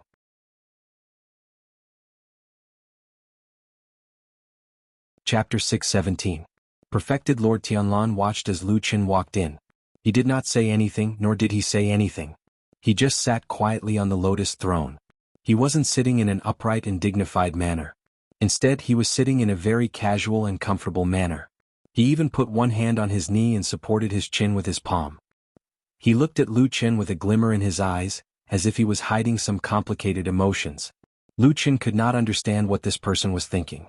He only felt that the damn Baldy today seemed to be a little different from usual. Was it because of what happened in the underground cavern? He walked to the lotus throne and stopped. Just as he was thinking about how to ask, he heard Perfected Lord Tianlan's voice coming from the high lotus throne. "Do you have something to say to me?" Lu Qin looked up at the throne uncomfortably. Usually when they met or were alone, Perfected Lord Tianlan was very close and kind to him. He almost never sat on the high lotus throne to talk to him. He would either stand with him or casually sit on the ground. But this time, with the high lotus throne between them, it was as if there was a chasm between the two of them. They became a little estranged. Lu Qin did not know if Perfected Lord Tianlan did this on purpose or if he was just sitting casually and did not think too much. But this way of speaking still made him feel a little depressed and unhappy. However, when this thought flashed through his mind, Lu Qin was suddenly shocked. At that moment he suddenly reflected on himself. Given Perfected Lord Tianlan's current power, status, and supreme reputation, he could actually sit on the lotus throne in front of most people in the world. Everyone would also think that it was only right. But why did he feel that it was unfair? It was because for a long time, he had unknowingly gotten used to Perfected Lord Qianlan's special treatment of him. Unknowingly, he had already taken Perfected Lord Qianlan's special treatment for granted. However, if some things were seen through, a cold, naked truth would still be revealed from his dazzling appearance. Up until now, everything Lu Qian had, status, power, wealth and so on, was actually all because of this man he called Damn Baldy. Without Perfected Lord Qianlan, who would acknowledge a shadow like him? Swing? Or Fuyunji's arrogant soldiers and valiant generals. He had always prided himself on being calm, but he had unknowingly stepped on the edge of a cliff. Lu Qian stood there quietly. Under his clothes he was covered in cold sweat. Perfected Lord Qianlan was still sitting on the throne on the high platform. He rested his chin on his hand and stared at Lu Qian. There was no anger on his face, but there seemed to be a playful look in his eyes. Perfected Lord Qianlan seemed to have a unique patience for this disciple of his, which was different from others. But in the depths of his eyes, who would know what he was thinking? Would lightning suddenly descend from the sky? Under his gaze, Lu Qian seemed to be in a trance for a moment when he walked into the hall and stood under the lotus throne, but he soon recovered. He first looked up at Perfected Lord Qianlan and then asked, "Are you all right?" Meh. Perfected Lord Qianlan didn't seem to expect that Lu Qian would ask such a question, so he was stunned for a moment. Then he shook his head and laughed. "What could happen to me?" Lu Qian said, "No matter what, you're going there with me. Later you asked me to call someone. After I left, I didn't know what happened in the underground city. I only saw the scene of you rising at the end. So, I thought that regardless of whether you want to tell me what happened or not, I still have to come and ask if you're all right." Perfected Lord Qianlan raised his eyebrows and was a little surprised, so much so that he fell silent for a moment. Then his body moved slightly and his unusually tall and burly body suddenly disappeared from the lotus throne. In the next moment he appeared on the ground like a ghost, standing not far from Lu Qian. Lu Qian looked up at him with a calm expression. However, his hands subconsciously clenched a little tighter under his sleeves. Perfected Lord Qianlan stared at Lu Qian for a moment and said with a smile, "I almost thought that I heard wrongly just now. It seems like you're actually showing concern for me? I've never seen you like this before. What's wrong with you today?" Lu Qian thought for a moment and said, "No matter what, I've bowed to you and acknowledged you as my master. You were the one who raised me since I was young. So, after thinking about it these days, I feel that I should be more respectful to you." Perfected Lord Qianlan seemed to be especially surprised and could not help but laugh. His eyes flickered as he said to Lu Qian with a smile, "I'm surprised that you would think that way. I thought that you would only call me a damn baldy in your heart and still have some resentment towards me." Lu Qian fell silent and did not say anything. Perfected Lord Qianlan chuckled. When he realized that he did not get a response from Lu Qian, his expression changed slightly and he quietened down as well. The surrounding atmosphere instantly turned from relaxed to somewhat solemn. He frowned and looked at Lu Qian with some changes in his expression. There seemed to be some joy and some fear. After a while, Lu Qian said slowly, "After the Battle of the Barren Valley, I stayed in Qingshiteng village for 10 years. I suffered a lot during that time. I'm sure you know how I was, right?" Perfected Lord Qianlan replied with a and placed his hands behind his back. He looked at Lu Qian and waited for him to continue. Lu Qian did not make him wait for too long and said with an extremely calm expression, "Those years were torturous for me and I was hovering between life and death every day. Since I didn't see you coming over, I naturally had some resentment towards you. It's just that after so many years I gradually understood why you had no choice back then." At this point, he suddenly frowned and stopped talking as a look of displeasure flashed across his face. Perfected Lord Qianlan was listening attentively. He could not help but feel a little surprised when he suddenly stopped and even had a change in expression. "What else? Why did you stop?" However, Lu Qian seemed to be a little annoyed all of a sudden and turned hostile. "No," he rolled his eyes and said angrily while waving his hand, "Say my A**s. I'm not going to say any more. This is the kind of person I am. You can do whatever you want. In any case you can do whatever you want. Are you all right? If not, I'm leaving." After being contradicted by Lu Qian, Perfected Lord Qianlan did not know why, but when he looked at Lu Qian's expression, his gaze softened a little as if he recalled the feeling of holding the small hand of the child whom he had just taken away from him many years ago. He smiled as if the entire world had become gentle at this moment. He nodded and was not at all offended by Lu Qian's somewhat angry expression. He said with a smile, I'm fine, I'm fine. He walked over and patted Lu Chen's shoulder. He said with a smile, actually, I just did a small thing down there. I just killed a person. It's not worth mentioning. Lu Chen's body shook and he said in astonishment, killed someone? There's actually someone else in the city down there? Who is it? Perfected Lord Tianlan said indifferently, the remnant of the devil cult called Elder Ghost. As he spoke, he waved his hand as if he was shaking off an annoying dust and did not care at all. Then he gently put his hand on Lu Chen's shoulder and walked out with his arm around him. At the same time he said, why do you sound a little surprised about this?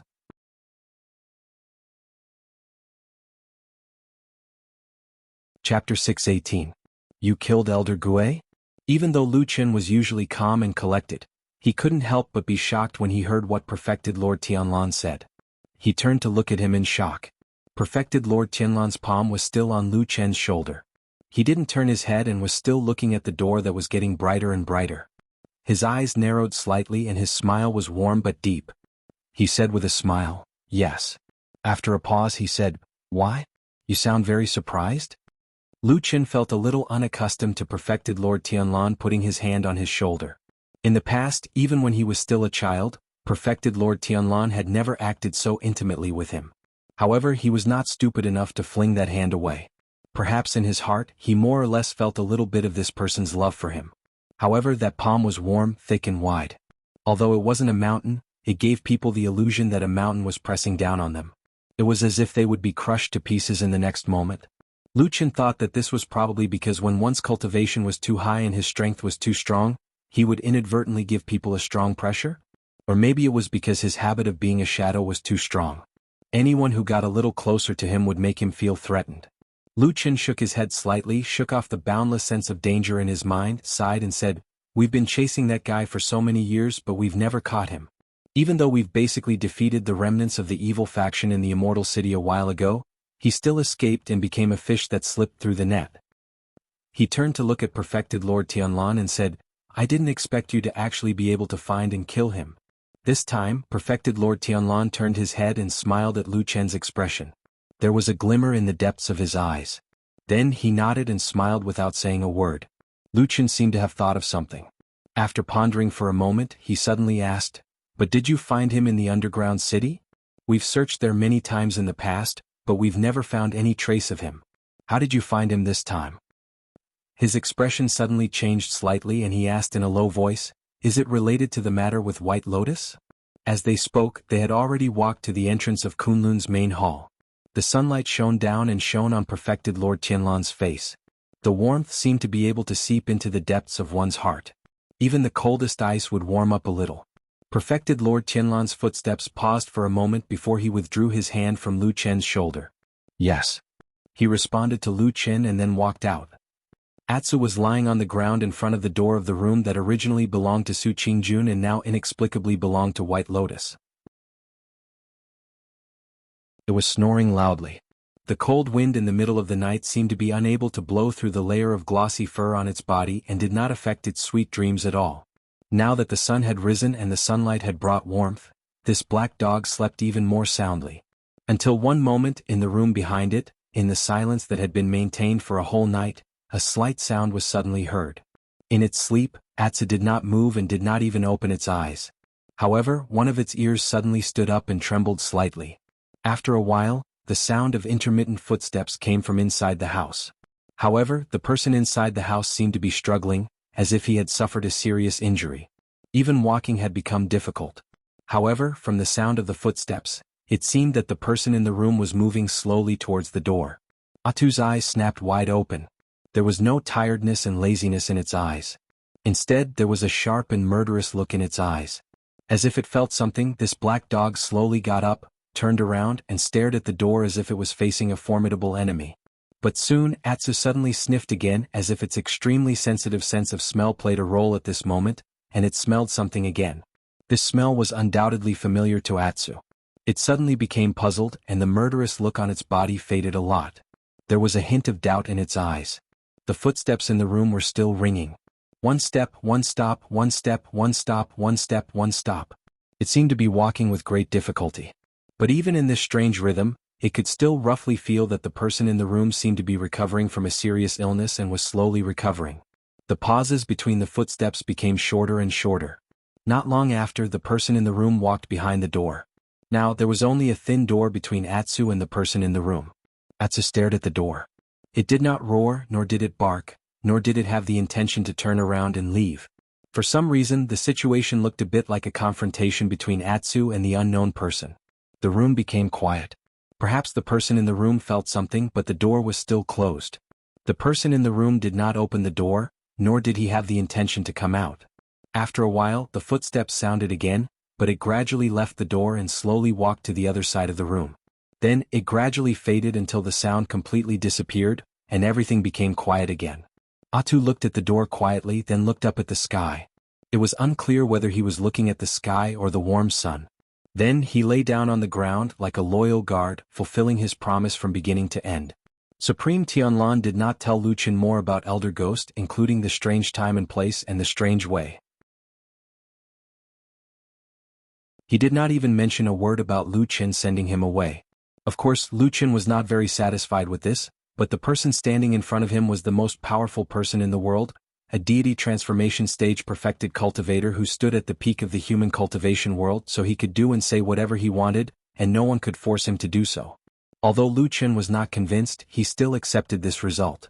Fortunately, his original intention of coming here this time was more or less answered by Supreme Tianlan, so he did not gain nothing. In addition, he seemed to vaguely feel that in this rare master-disciple relationship of theirs, their relationship had probably become a little better? Or in other words, perfected Lord Tianlan would more or less trust him. Luqian could not say whether he was happy or sad about this, but he could only accept it. But before leaving, he still found a chance to say to Supreme Tianlan, "By the way, there's something I've wanted to discuss with you for a long time. Let's talk about it by the way today." Supreme Tianlan said, "What is it?" "I'm going to find Supreme Tiehu and help someone pass a message to him." Luqian smiled bitterly and said, "I know your relationship is not very good, and the atmosphere in the Immortal Allies is a little subtle recently, so I haven't gone there. I want to see if I can delay it until a good time. But now I feel that it has been delayed for too long, so I want to inform you. Do you think it's convenient?" Perfected Lord Tianlan glanced at him with a calm expression. "Who are you passing a message for?" "There are not many people in this world who are qualified to pass a message to a perfected cultivator of the deity realm." "Oh, actually it's not a human but a wolf," Luqian said honestly.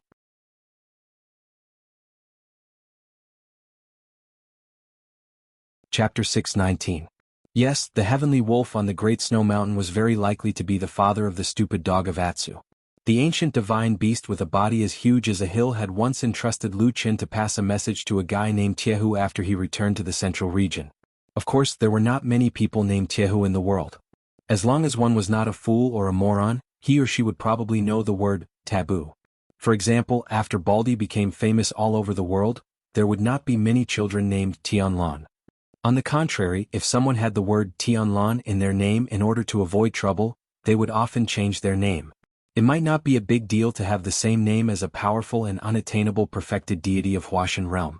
Therefore, Luqian did not need to investigate too carefully to be sure that the person the heavenly wolf wanted to pass the message to must be immortal Tiehu, one of the 6 perfected deity of Zhengxianming. In addition to the above reasons, there was actually another very simple reason. That was, the heavenly wolf was a terrible ancient fierce beast, and the Great Snow Mountain was a dangerous place. How could ordinary people get close to it? After thinking about it, the only possible candidate left was immortal Tiehu. It had been a long time since Luqian returned to the central region from the Great Snow Mountain, including the time when he arrived at the immortal city where the headquarters of Zhengxianming was located. During this period he had seen immortal Tiehu several times, but almost all of them were in the presence of many outsiders, and most of the time, immortal Tianlan was also present. As the only successor of immortal Tianlan, Luqian was rapidly integrating into the system of Fuyunji and gradually becoming the kind of person who held power in Zhengxianming. At the same time, of course, he could feel the undercurrent surging between immortal Tianlan and immortal Tiehu, as well as between Fuyunji and Tainjutsu Hall. Under such circumstances, of course, Luqian didn't want to do anything that might be misunderstood by Lord Tianlan. For example, he inexplicably went to meet immortal Tiehu alone and said something that nobody knew. Perhaps Lord Tianlan wouldn't necessarily suspect him, but this was purely making trouble for himself. Therefore, Lucian originally wanted to suppress this matter for a period of time. When the battle between these two big shots calmed down a little, when everyone calmed down and the conflict was not so sensitive, he would find an opportunity to pass on a message. Anyway, Sirius was far away in the great snowy mountain, and there was no time limit when they parted. It should be okay to drag it out for a while. Listening to Lu Chen's narration and explanation, True Lord Tianlan's expression gradually calmed down. He looked at Lu Chen thoughtfully. After a while, he did not see any anger or strange look on his face.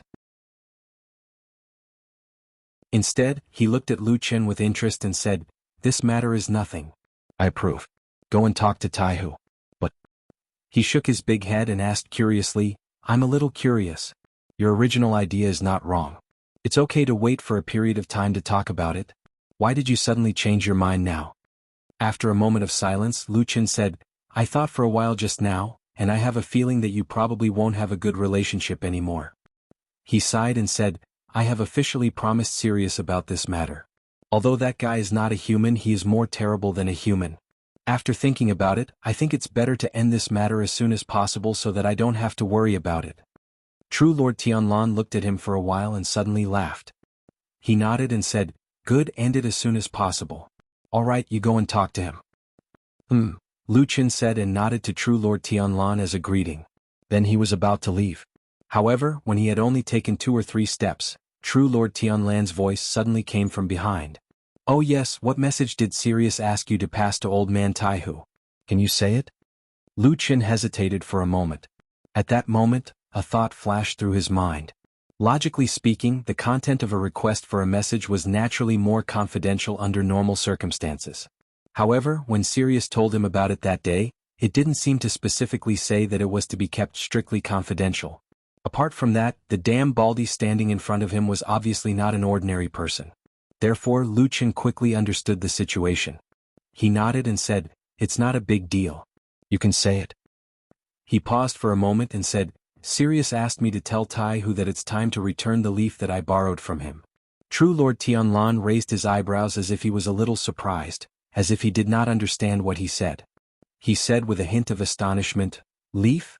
But after only a short moment his face suddenly changed, yet his eyes shone brightly as he suddenly took a step forward and said in a deep voice, "You're saying that the devil cult's legendary one of the 4 divine weapons with 2 leaves and 1 seed is in this immortal city Sky Dragon Mountain, and is in the hands of that old man Taihu?" As he finished speaking, his expression became stern and solemn. It was as if this matter was unexpectedly important to him. Obviously, Lu Chen did not expect that True Lord Tianlan would have such a big reaction after hearing this. For a moment he was a little stunned and stood rooted to the ground. However, although he looked a little stiff on the surface in the blink of an eye, his mind was already spinning rapidly like a whirlwind. In an instant he carefully thought through this matter from the beginning to the end. In fact, when he first heard what Sirius told him, Lu Chen had guessed in his heart that the leaf that Sirius mentioned was very likely to be one of the 4 pieces of the divine tree passed down by the devil sect. This was because both Sirius and Taihu's status were too high. Other than the legendary leaf of the divine tree, he could not think of any other leaf in this world that was worthy for them to specially discuss about debt collection. Of course, as for why the leaf of the devil sect would be in the hands of Sirius, and why Taihu, who was the righteous path Zhengxiameng and the archenemy of the devil sect, would actually borrow this leaf, it was an extremely complicated and confusing matter. There might be a big secret in it. But now, to Lu Chen, all this was temporarily not important. What he had to face was True Lord Tianlan's questioning. Therefore, after a moment of hesitation, Lu Chen decided to tell the truth. He said, "To be honest, I don't know. When Sirius told me, he did not explicitly say that it was the leaf of the divine tree of the devil sect. But I guess it is very possible." He took a glance at perfected Lord Tianlan and his heart skipped a beat. Then he added, "Actually, it's also because I have this suspicion. Therefore, before I went to look for perfected Lord Taihu, I thought about it and decided to tell you first to see what you think." True Lord Tianlan stared at Lu Chen. After a while, he slowly nodded with a trace of gratification on his face. Then he looked deeply into the distance. Lu Chen looked over and found that it was in the direction of the Heavenly Law Hall. After a while, he heard True Lord Tianlan said indifferently, "You'd better go over and say the same thing to the old man Taihu. Also, just say that this matter was kept a secret from Sirius and you did not tell me. Let's see how he reacts." After saying that, he slightly narrowed his eyes, but the corners of his mouth curled into a slightly cold smile.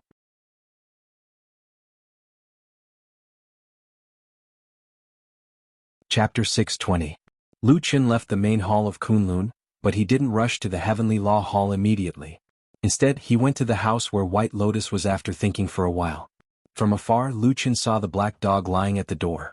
It seemed that it was still doing its duty after a night of waiting. Lucian smiled and walked over to pat its head. Of course, Atsu had already woken up. It stood up when it saw Lucian and wagged its tail at him. Although there was a huge difference in size between Atsu and Sirius, in Lucian's eyes he could see that Atsu already had the temperament and outline of Sirius. When Lucian thought that Atsu, which had been by his side all these years, might become a terrifying beast that could summon wind and rain and look down on the world like Sirius, Lucian couldn't help but feel that it was unreal. If he thought about it this way, perhaps Atsu would not stay by his side for too long. There were always some spiritual beasts in this world that were born with pride. Perhaps they would linger because of their feelings, but they would never succumb and become slaves. Perhaps it would be time for Atsu to leave when it was strong enough. Lucian smiled. Although there was a little regret in his heart, he wasn't sad or disappointed. He stretched out his hand and patted Atsu's neck. He said with a smile, "You've worked hard." Atsu looked up at Lucian. It seemed to have sensed Lucian's feelings. Its eyes were very gentle, and it even took the initiative to rub its head against Lucian's arm. At that moment, their minds seemed to be faintly connected. After a while, Lucian patted Atsu's head and stood up straight. He turned his gaze to the door behind Atsu. Yesterday when he left White Lotus here, he did not take good care of White Lotus's injuries. The condition of the girl's body was too strange. Since Supreme Tianlan was unwilling to help, Lucian did not have a good idea. He could only use the power of black fire to try to limit and soothe the violent spiritual power. Needless to say, this risky method actually worked in the end. White Lotus's condition was slightly stabilized, but it was still far from a full recovery. It was just that the inexplicable spiritual power in her body seemed to have weakened, and Lucian himself didn't know when White Lotus's condition would worsen again. At the very least, he knew in his heart that there was a huge problem with that girl. Perhaps, if this matter really went according to Supreme Tianlan's plan, it would be better for everyone to ignore it and let White Lotus die in silence. Lucian shook his head slightly, pushed the door open and walked in. Behind him, Black Dog looked a little gloomy. It stared at the dark room that Lucian walked into. It had one foot in the doorstep, but for some reason, it did not move forward. Just like that, it stood at the door that was neither inside nor outside, as if it was watching or guarding against something. Lucian did not notice the strange behavior of Atsu. After he came in, he glanced around the room and soon saw White Lotus lying on the bed.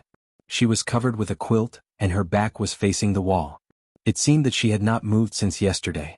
Sure enough, her serious injuries have not recovered? Lucian sighed in his heart, and the way he looked at White Lotus was a little complicated. This girl was not close to him, but there were many entanglements between them. With his very tough character, he rarely softened his heart to others, but for some reason he seemed to see White Lotus in a different light. This kind of feeling actually made Lucian feel a little strange. For a time he even wondered if there was something wrong with his brain to like such a young girl. But later he quickly realized that his feelings for White Lotus were not the kind of love between a man and a woman, but as for what it was, he did not know. Perhaps he had always lacked too many emotions. He slowly walked over and sat on the edge of the bed. At the door, Atsu stood on the doorstep, staring at Lucian's figure and movements, and seemed to be a little nervous. Lucian still did not notice the strange behavior of Atsu. He softly called White Lotus's name, but White Lotus did not move and did not respond. He did not know whether she was asleep or still unconscious. Lucian was a little worried, so he reached out his hand to the front of White Lotus's body, and leaned on her white forehead, wanting to see her condition. But at this moment Atsu suddenly looked up as if it felt something and its eyes shone brightly. At the same time, on the delicate and beautiful face of White Lotus, although her eyes were still closed, the corner of her mouth twitched slightly. Then, from the shadow under the quilt, a hand suddenly reached out and grabbed Lucian's palm. "Hold it tightly." The room instantly became quiet, and there was no sound. The master of Starry Hall, Lord Guyu, was a relatively low-key person in Zhengxianming most of the time. Of course, that was compared to the other 5 spirit-severing perfected lords. Correspondingly, in order to adapt to his temperament, Starry Hall was usually very peaceful and low-key. Not only did they rarely cause trouble, but when they encountered conflicts, especially with powerful halls, unless they were obviously in the right, Starry Hall would usually give in more times, even when the odds were 50-50. This situation, of course, would be noticed and taken advantage of. But no matter what, the strength of Lord Guyu and Starry Hall could not be ignored, so in most cases, everyone would leave some face. Except for Fiyunji. Fiyunji, this hall was arrogant and despotic, and actually had the same temperament as its founder and leader, Lord Tianlan. Especially in these years, Lord Tianlan's prestige was like the sun in the sky. After defeating the last remnants of the devil cult, it reached a state of insufferably arrogant. The entire hall of Fiyunji in the Immortal City had reached a state where they could do whatever they wanted and despise all other halls. In the eyes of the people of Fiyunji, this great territory of Zhangxianming was mostly fought for by Lord Tianlan and Fiyunji. Whether it was the foundation or the prestige, of course, it all belonged to their side. As for the other parasites, they were nothing more than vampires trying to cling on to him. With such a mood, of course, Fiyunji's attitude towards the other halls would not be any better. Of course, no one knew if there was some connivance from the higher-ups of Fiyunji. Not to mention, a few days ago, both Starry Hall and Fiyunji guarded the entrance of the underground city and repaired the underground ruins. But after a small conflict between Lord Tianlan and Lord Guyu, Fiyunji actually chased those people from Starry Hall away. She chased him away without any hesitation. This scene made many people dumbfounded, made many people in Starry Hall angry, and also made many people in Fiyunji secretly feel that it was a little too much. So on this day, when Lord Guyu suddenly appeared at the entrance of the tunnel, the group of guards in Fiyunji all stared with their eyes wide open, at a loss of what to do, and their scalps tingling. This spirit-severing stage lord, could it be that she was here to cause trouble? Under the guesses and worried gazes of the crowd, Lord Guyu walked over expressionlessly, then pointed at the entrance of the tunnel and told the people beside her, "I want to go down and take a look."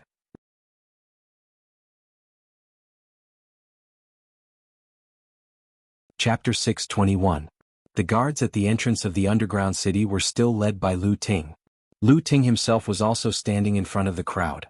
Looking at the approaching Guyu Lord, his heart was in turmoil. He felt extremely depressed, and even a sense of grievance as though he had nothing left to live for. What kind of luck was this? What kind of world was this? Wasn't he just a guard here? There were countless people like him in the whole of Immortal City in Zhangxianming, but why did it seem like he was the unluckiest? The person walking over was not an ordinary person, but an unreachable demigod perfected lord.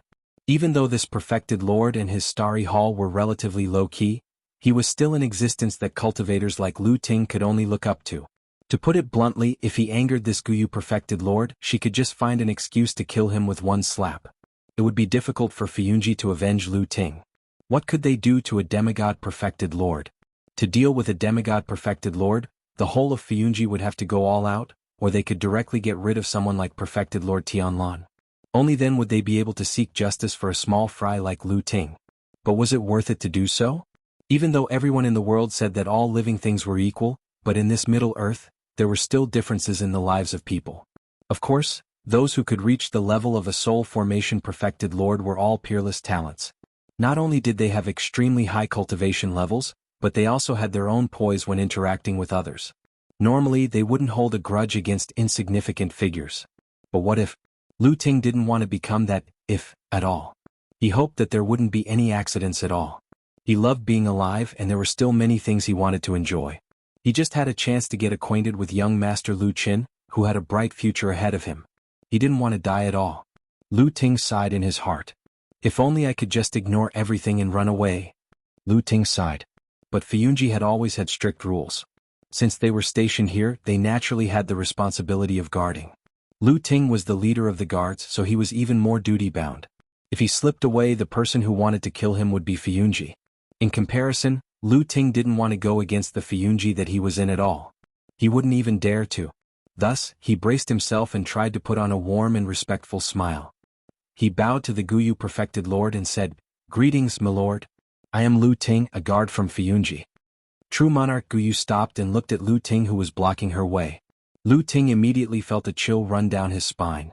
In that instant, he even had the illusion that the wind had suddenly become shrill, as if a huge palm was about to slap him into meat paste in the next moment.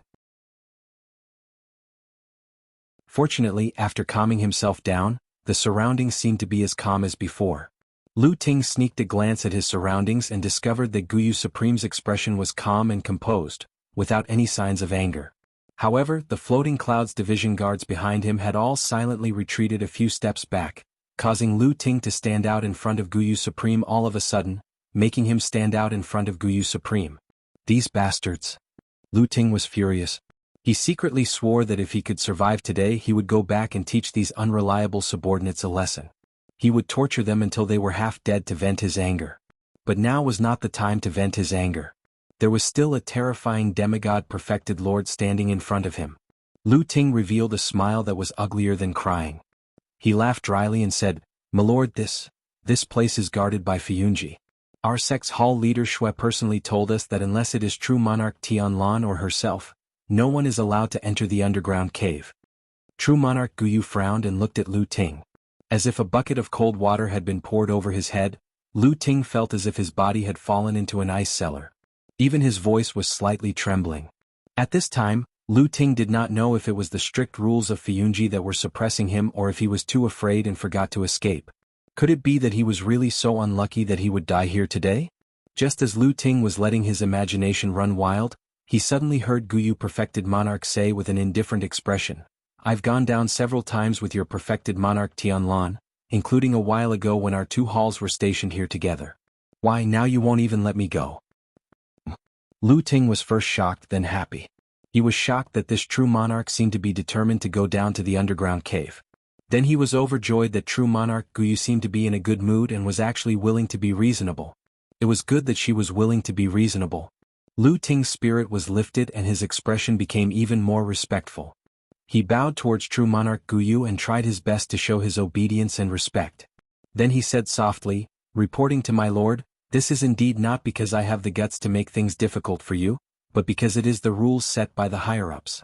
You see, with your status, it shouldn't be difficult for you to know the rules of our Fiyunji. Although I absolutely do not dare to stop you, but if you just walk in like this, then I will probably be thrown into Fiyunji's prison and have my tendons pulled out and my skin skinned."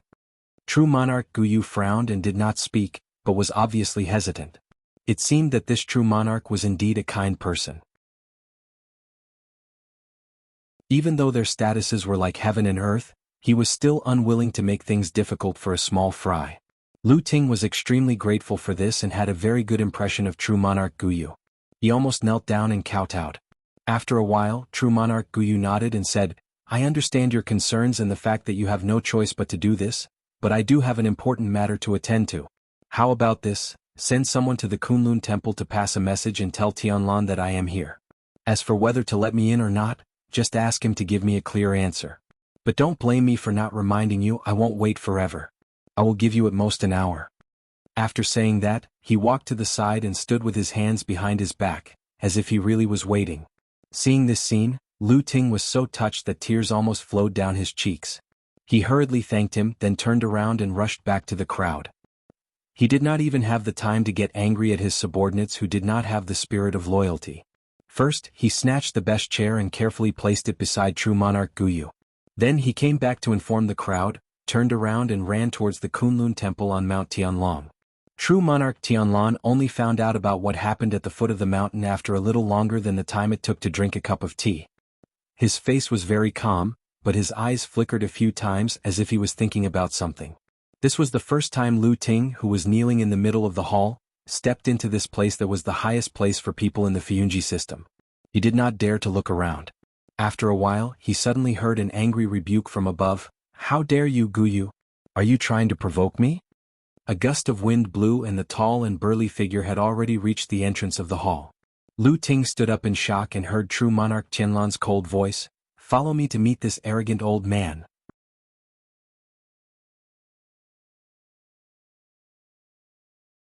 Chapter 622. The hand that grabbed Lu Chen was slender and white. Perhaps because it was too pale, there was no color of blood.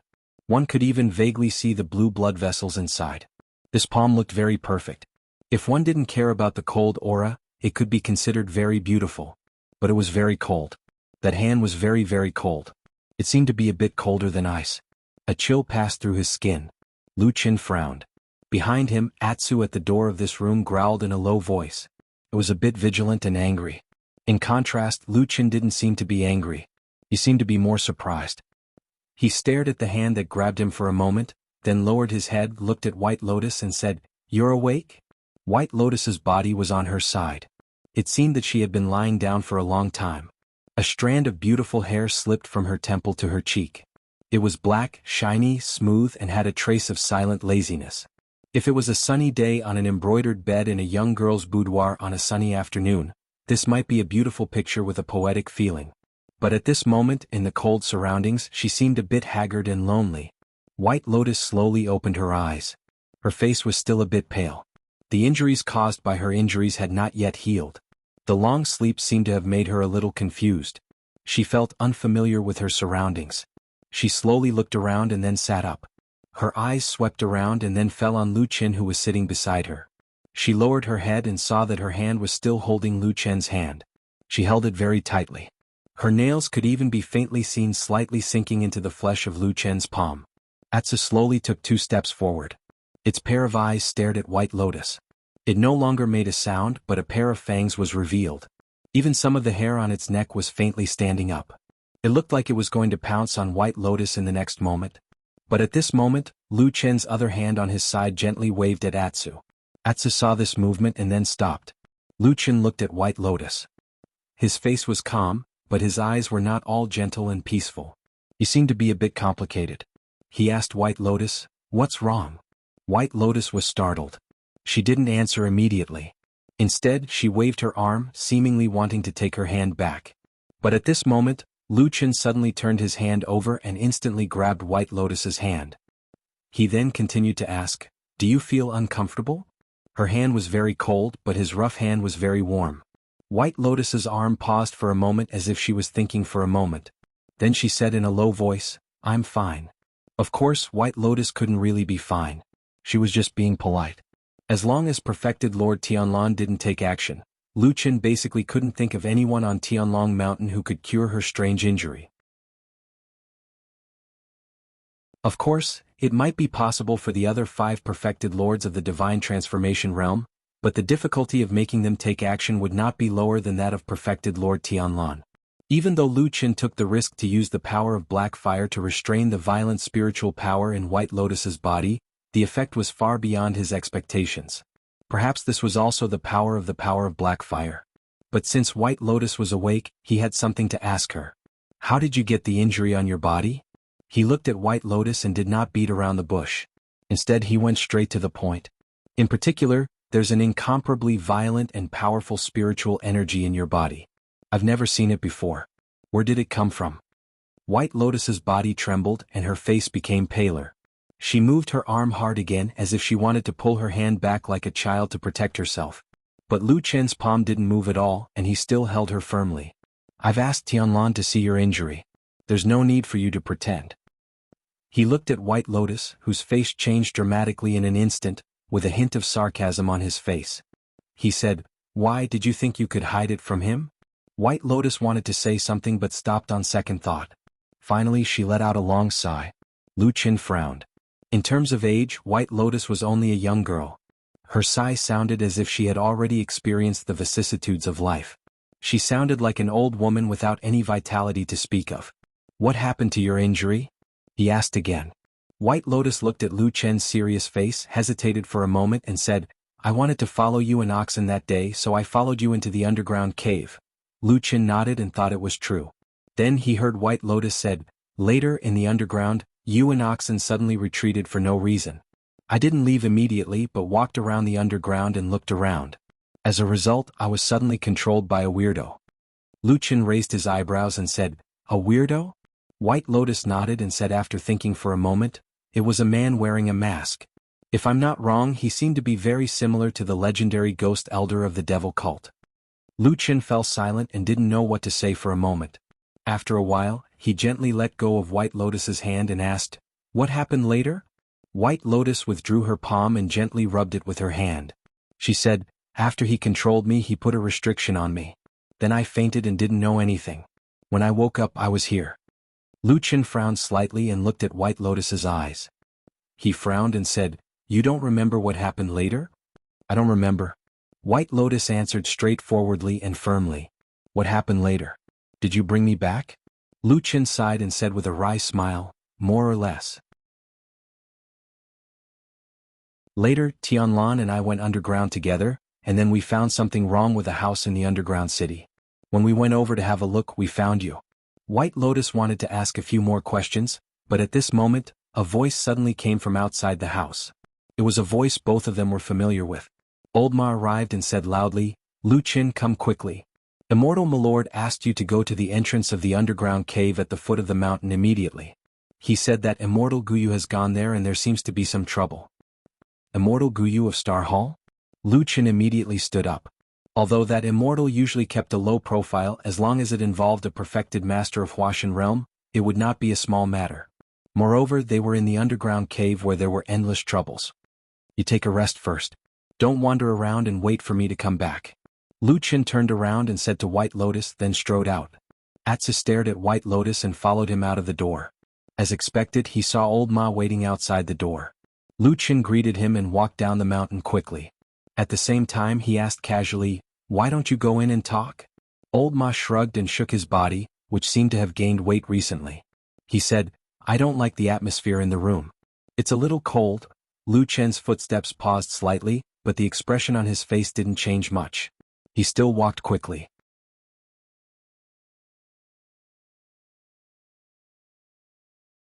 Chapter 623. Zhengxiaming was a huge organization that commanded the world. Its prestige was so high that there was not even a second famous sect that could be compared to it. They looked down on the world and were invincible. At the same time, they announced to most of the cultivators and mortals that Zhengxiaming was a united alliance, a victorious alliance, and an alliance that upheld justice. Anyone who dared to go against Zhengxiaming had only one ending, death. The devil cult was the best example.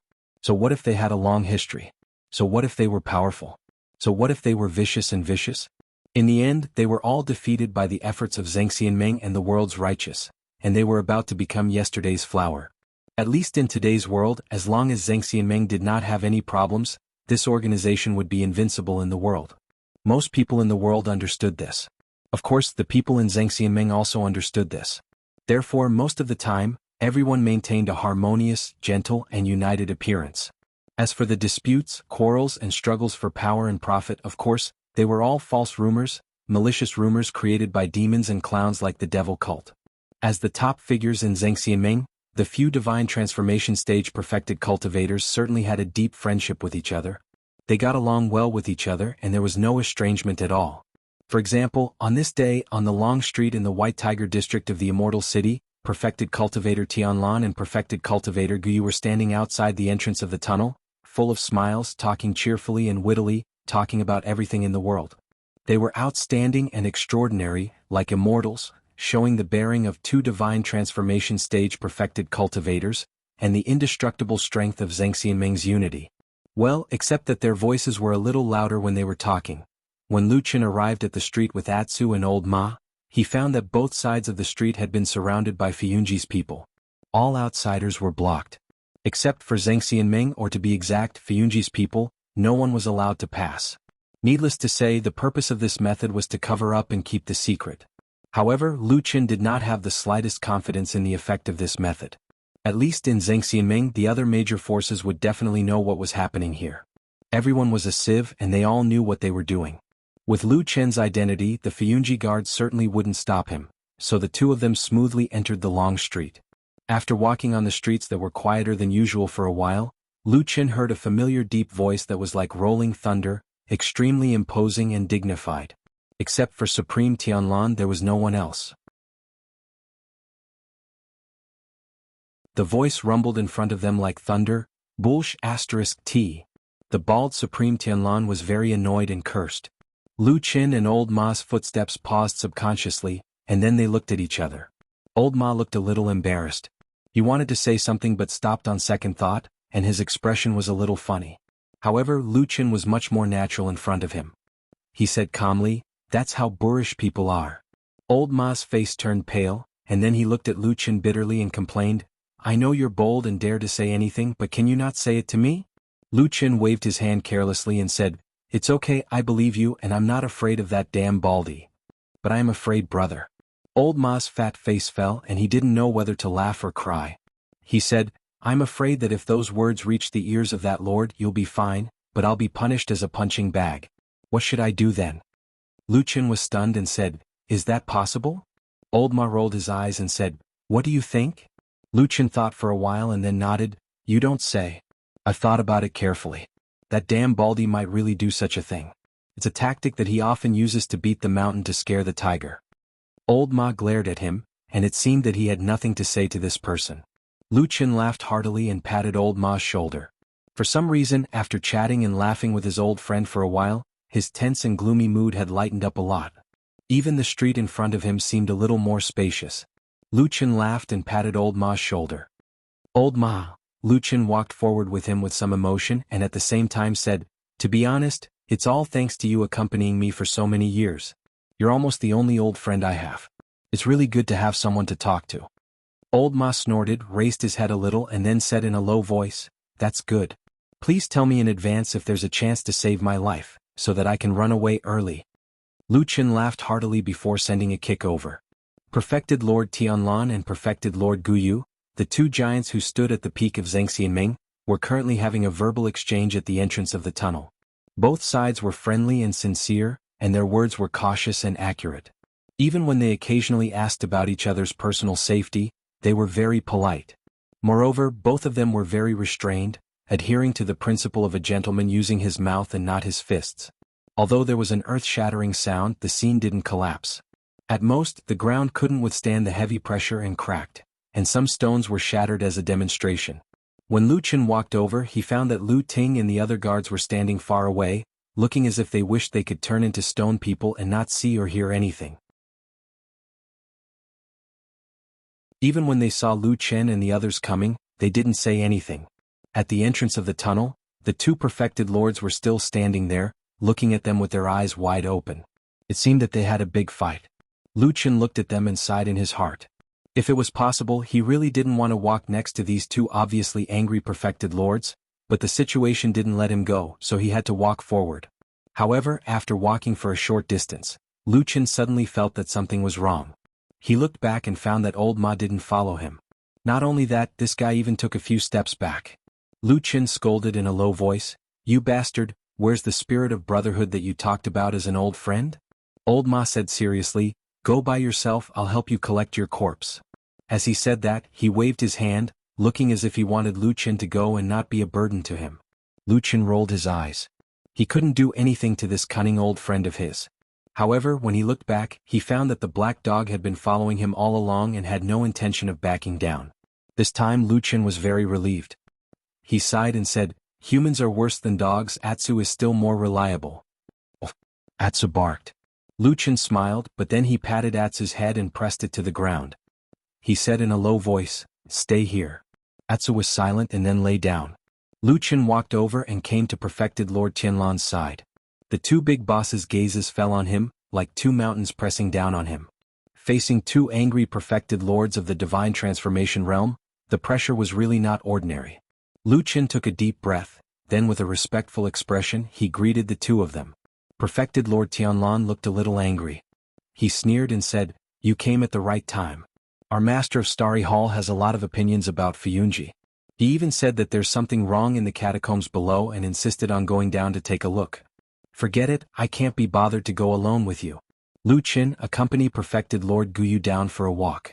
If there's anything strange, don't hide it from us and tell us when you come back. Lucian raised his brows and glanced at Perfected Lord Tianlan.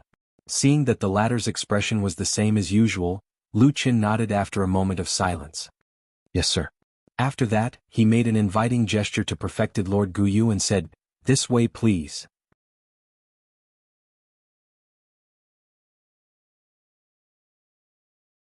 Chapter 624.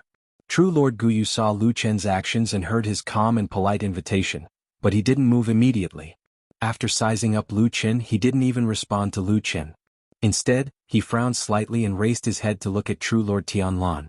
It was as if he didn't see Lucian as a person, or perhaps he felt that Lucian wasn't qualified to speak to him. Lucian stood there silently. His expression didn't change and he wasn't angry at True Lord Guyu's disrespect. True Lord Guyu looked at True Lord Tianlan. Although he didn't say anything, his expression was very angry. He probably felt that they were both soul formation true lords, so he couldn't dismiss him so easily. However, behind that angry expression, a trace of surprise and doubt flashed across the depths of his eyes.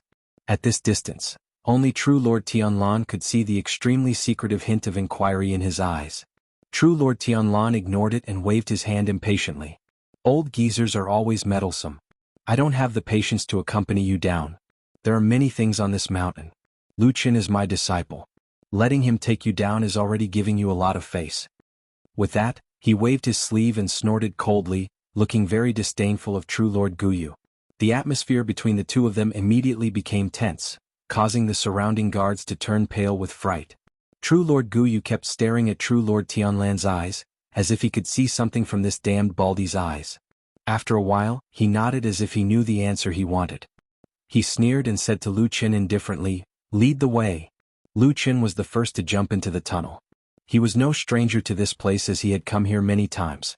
Just as he was about to turn around and wait for Guyu True Monarch, he felt a blur in front of him and the True Monarch's figure had already appeared behind him. Even with Lu Chen's current cultivation, he couldn't see True Lord Guyu's movements clearly. Lu Chen's heart trembled slightly, but his expression didn't change.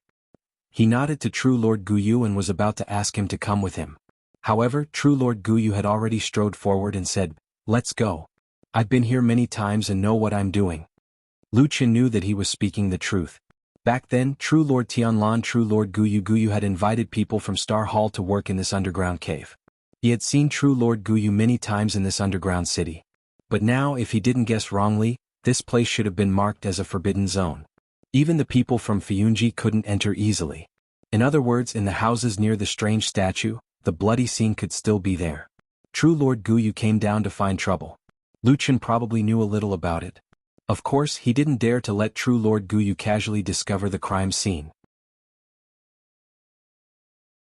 However, True Lord Guyu didn't seem to give Lucian any room to dissuade him. After saying that, he continued walking without any hesitation. Lucian was a little anxious. He secretly scolded Baldy a few more times. Just now, he couldn't communicate with Baldy in a hurry. Suddenly, he ordered him to come down. Lucian had no idea what he wanted to do. As they walked, the strange blood moon's light shone down and shone on the two of them. Lucian looked up and felt that his body was a little heavy. It seemed that the blood moon seemed to have changed. It seemed to have expanded a lot and the light was also much stronger.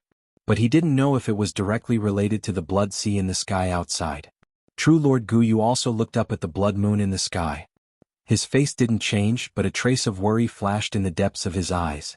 Then he walked towards the center of the underground city. Lucian followed behind him and was secretly anxious. The house where the accident happened was near the statue. If they walked over like this, with True Lord Guyu's skills, he would almost definitely find out that something was wrong. Just as he was racking his brains to think of a way to solve this problem and lead Guyu Perfected Monarch astray, he suddenly heard Guyu Perfected Monarch, who was walking in front of him, say, "Your master trusts you very much." When Lucian heard this, he was stunned for a moment. He didn't really understand what this true lord meant. But then he still nodded and said, "Thank you, Master Guyu, for your praise. My master's kindness to me is as heavy as a mountain. I have always..." He has never trusted a young person like this. True Lord Guyu interrupted Lu Chen's words. He stopped and turned to look at Lu Chen. "This is a rare fate. It is also a great opportunity. You must cherish it." Lu Chen was stunned again. At this moment, he could obviously feel that there seemed to be some unfinished meaning in this true lord's words. He pondered for a moment and asked tentatively, "Master Guyu is right. I will remember it. But why did you suddenly mention this?" True Lord Guyu smiled and didn't explain further. He turned and continued to walk forward, with the demeanor of a mysterious expert. Lucian felt a little helpless about this. The doubts in his heart grew heavier. In the end, he could only follow. In this huge underground city, it was quiet and empty. Only the two of them were walking here, and even the sound of their footsteps was especially clear. Seeing that the strange statue in the center was getting closer and closer to the murder case house, Lucian became a little anxious. At this moment, he suddenly heard True Lord Guyu say, "Do you know why Tianlan refused to come down himself and wanted you to accompany me down here?" Lucian was silent for a moment and said, "Probably because he doesn't like you." True Lord Guyu looked at him and suddenly laughed out loud. She nodded and said, "You are a little interesting. Amidst the laughter, they just happened to walk past the house. It seemed like Guyu True Monarch's attention was diverted by Lu Chen's sudden words. Who knew that when he reached the door, he turned around and without any hesitation, walked into the house naturally and straightforwardly. Lu Chen's face changed and his heart sank. True Lord Guyu stood at the door and even turned back to wave at him. She said calmly, "Come, let's go in and take a look." Lu Chen took a deep breath and tried hard to calm his racing heart. He then walked over. Real Lord Guyu walked in front with his hands behind his back, his eyes gazing at the unknown ahead. Walking leisurely, he said, "Many years ago, Tianlan once told me that he was prepared to spend the rest of his life alone, with no children, no disciples, no worries. I think this is the reason why he is unruly and does things according to his heart. Perhaps it is because of this that he was able to build such a grand foundation, doing what we old men could not do in our lifetime." Lu Chen listened quietly. At the same time, he smelled a bloody smell. It seemed that in a short period of time, the traces would not completely disappear.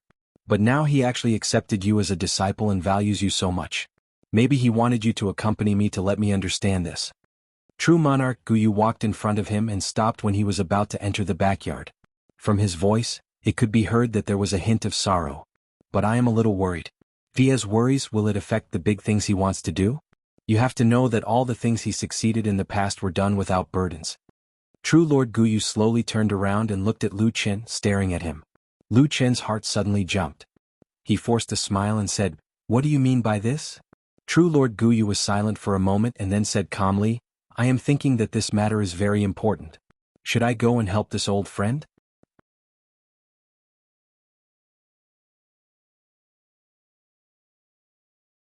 Chapter 625. Old friend? Help him? Lu Chen almost instantly grasped the few key and subtle words in Guyu's words. It was as if a huge wave had been set off in his heart, but it was soon followed by a sudden sense of danger. Putting aside whether perfected monarch Guyu's words about being perfected monarch Tianlan's old friend or not, the last sentence about helping perfected monarch Tianlan was rather cold. It was as if she wanted perfected monarch Tianlan to return to his usual decisive and domineering self, and wanted to help him sever his ties. Lu Chen secretly swept the surroundings with the corner of his eye. Without any surprise, this place was quiet and desolate. Apart from the two of them, there was probably only the faint smell of blood in the courtyard. In such a huge underground cavern, was it a place where no one could call for help? At this moment, Lu Chen even subconsciously thought of an even more malicious thought. Was there some unspeakable deeper meaning behind perfected Lord Tianlan's insistence that he accompany perfected Lord Guyu down on his behalf? At this time, Guyu had already turned around and faced Lu Chen. Her expression was very calm and her tone did not change. She said to Lu Chen, "What do you think of what I said just now?" Lu Chen slightly closed his eyes and suppressed the trace of irritation in his heart. He calmed his heart and smiled at Guyu, saying, "Master Guyu, you flatter me. Master's kindness towards me is as heavy as a mountain. Everything that I have today is given to me by my benefactor. My love and respect for him are even more so. However, although Master does care for me, I don't think it's to the extent that you're saying." He smiled and said, "My master is a man of great talent and strategy. He has single-handedly built up such a huge foundation. If you say that he will become weak and muddle-headed because of someone, please forgive me. I really do not dare to agree with you." Guyu True Lord made a sound of acknowledgement. She didn't seem to be angered by Lu Chen's sarcastic rebuttal. Instead, she nodded and said, "What you said makes some sense." Lu Chen felt slightly relieved in his heart and then he said, "Besides that, forgive me for speaking bluntly. With the current status and prestige of my master and you, even if there are some hidden worries and mistakes, it might be possible for others to tactfully persuade you. But if someone were to overstep their authority and act arbitrarily without informing you, then I'm afraid it would instead truly infuriate you." Guyu pondered for a moment and actually nodded, saying, "That is indeed the case. If I were to put myself in someone else's shoes, I'd be displeased as well if someone treated me like this." He smiled at Lu Chen and said, "I didn't expect you to be so meticulous at such a young age." Lu Chen took a step back and said with a respectful expression, "I don't dare." Disciple spoke nonsense and was disrespectful. "Please forgive me, Master Guyu." Guyu looked at him quietly. After a while, he turned around and walked towards the backyard. At the same time, he said, "Let's go in and take a look." Seeing that he was no longer bothering his old friend and meddling in other people's business, Lucien could not help but heave a sigh of relief. However, before he could completely relax, he saw Guyu walk into the yard. His heart instantly jumped again. These days were really not for a person to live. Frightening, difficult, wave after wave. Even someone with a strong heart like Lucien felt a little overwhelmed at this time. However, he still had to face it. Lucien gritted his teeth and followed with large strides. At the same time, he secretly thought of a countermeasure. He was prepared to first say that he did not know anything, and when there was no other way, he would push all the blame onto that damn Baldy. In any case, that guy was the main culprit of everything. Saying anything about him was probably not wrong. Outside the tunnel entrance, true Lord Tianlan, who was looking at the sky with his hands behind his back, suddenly trembled slightly. He felt that something was wrong. Once he walked into the yard, the smell of blood in the air became much thicker. What entered his eyes, Lucien saw that the ground, walls, and many corners were stained with blood. Even now there were still a lot of blood stains left, very clearly left there. Even on the ground that had already dried up, there were many black lumps that looked disgusting and terrifying. Looking around without much guessing, one could imagine that a lot of blood had flowed here, staining the ground and the surrounding corners red. Then how many people had died here? Or perhaps there had been some kind of tragic and abnormal massacre here. Lucien asked himself. He realized that if he had not personally experienced the strange scene of White Lotus and that bloody man, he would probably have involuntarily imagined a bloody and tragic massacre. After all, there was too much blood here. But true Lord Guyu did not have such an experience. He came here and saw such a tragic scene. Then what would he be thinking in his heart? If he wanted to get to the bottom of this, things would be troublesome. For a moment, Lucien did not know what to do. At the same time, there were some doubts in his heart. Logically speaking, with that damn Baldy's intelligence, it was impossible for him to not think of this danger. But why did he let true Lord Guyu come down? Of course, true Lord Guyu was also a demigod true lord. If he really had doubts about this underground cave and wanted to come down no matter what, there was indeed no one who could really stop him. But now, what exactly would happen?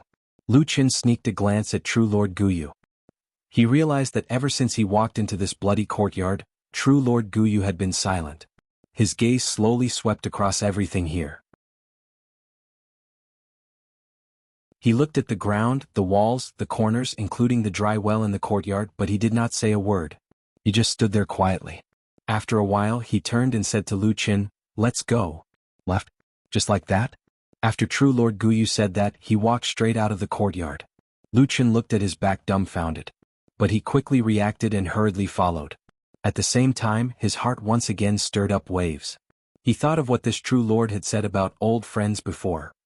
Recently, the entire Sky Dragon Mountain was filled with rumors that Guyu and Tianlan, these two big shots, had a very unpleasant quarrel. But now, it seemed that they really were so-called old friends? If these two deity transformation stage perfected lords were secretly colluding with one another, then just how big of a deal were they plotting?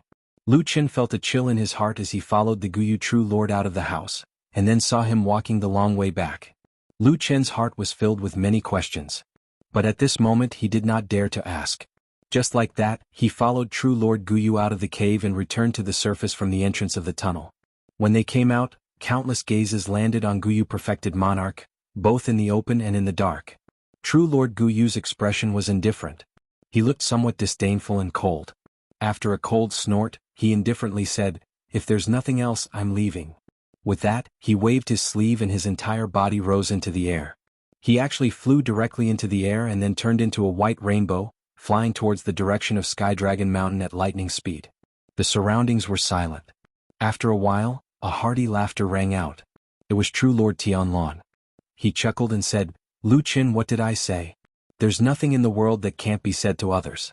It's just that some people think too much and come to find trouble. Now it's ugly, isn't it?" With that he laughed loudly. The surrounding people also laughed along with him.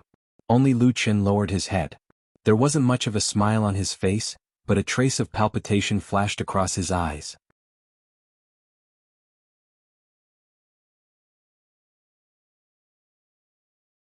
Chapter 626. The news that Supreme Guyu had aggressively gone to Fuyunji's territory to find fault with them, but returned without any results quickly spread throughout Zhangxianming. Everyone was very curious about the actual situation at the time, and the description of the scene quickly spread, even though the people on that long street were almost all Fuyunji's men. This set off the old saying, "There is no such thing as an impenetrable wall." and once again proved the complicated power situation in Zhangxianmeng. Describing it as intertwined might not be entirely accurate, but it was still somewhat vivid. Interestingly, in this matter, most people didn't think that Supreme Guyu's information was fake, and thought that it was definitely the right thing to do. However, the reason why he returned without any results was because Fuyunji and Supreme Tianlan were so cunning that even a divine transformation true monarch couldn't do anything to them. Of course, there was also a small group of people who noticed that Supreme Guyu didn't enter the catacombs himself, but sent his disciple Lu Chen to follow Supreme Guyu down. Although this didn't seem to be too abrupt on the surface, as deity transformation stage perfected lords whose every move attracted the attention of tens of thousands of people, as well as the leaders of enormous forces, even the slightest of actions would be magnified by others. It was just that everyone's conclusions were sometimes different. Some people thought that Supreme Guyu was arrogant and sent his disciple to show his contempt for Supreme Guyu. Some thought that Supreme Guyu valued and trusted his disciple Lu Chen very much, and began to nurture this disciple so that he could build a relationship with other divine transformation true monarchs. However, there were also people who thought that Supreme Guyu was already dissatisfied with this disciple named Lu Chen, and began to vaguely express this to his subordinates in Fuyunji. It was even more likely that Supreme Guyu was using this method to hint to Shui Ying and other trusted subordinates of many years that they might receive news of Lu Chen's violent death in a few days. The same action could be interpreted in many different ways. This was probably because people were too smart in today's world. However, there were also people who were not affected by the waves of rumors, such as Lu Chen himself, because he felt that he was standing in the center of the storm. He saw and heard news that was far more real than outsiders. He understood the undercurrents and even the ups and downs of the waves under the calm sea, and in the near future, it would become a monstrous wave that would reach the heavens. If perfected Guyu's words in the underground city were not enough to convince him, then after they returned to the surface, perfected Guyu and perfected Tianlan's short conversation, perfected Guyu's angry departure, and especially the fact that he and Tianlan were incompatible like fire and water, yet he did not mention a word about what happened underground. All of this finally made Lu Chen completely certain that these two divine transformation stage perfected cultivators, who were enemies in everyone's eyes, had reached a tacit understanding and secretly colluded with each other. What were they going to do? What exactly was it that required people of their status and strength to secretly plot against it? The answer was almost obvious.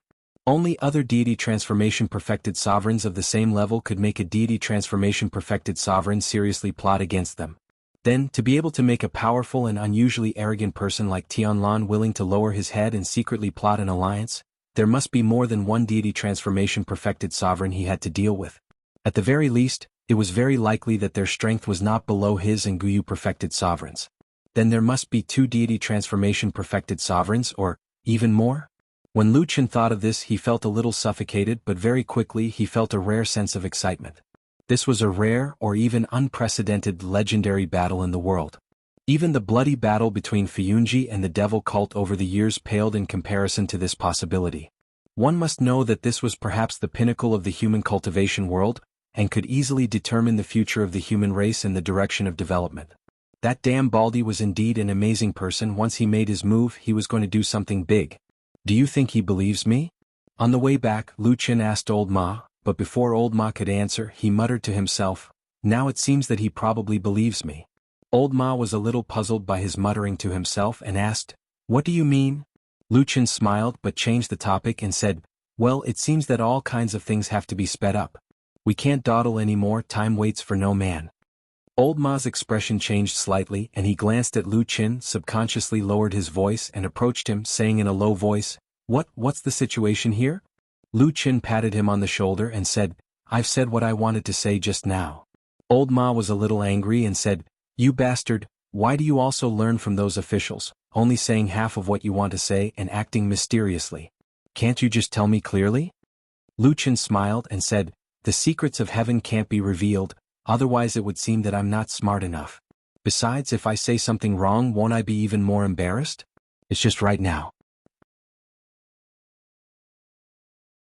Old Ma rolled his eyes and said, "After you return to the immortal city, you've learned bad things." Lu Chen laughed and seemed to be in a very cheerful mood. This was one of the rare times that he looked happy recently. He told Old Ma, "You go to White Lotus's house first and help me check on her situation. Her injuries are very troublesome."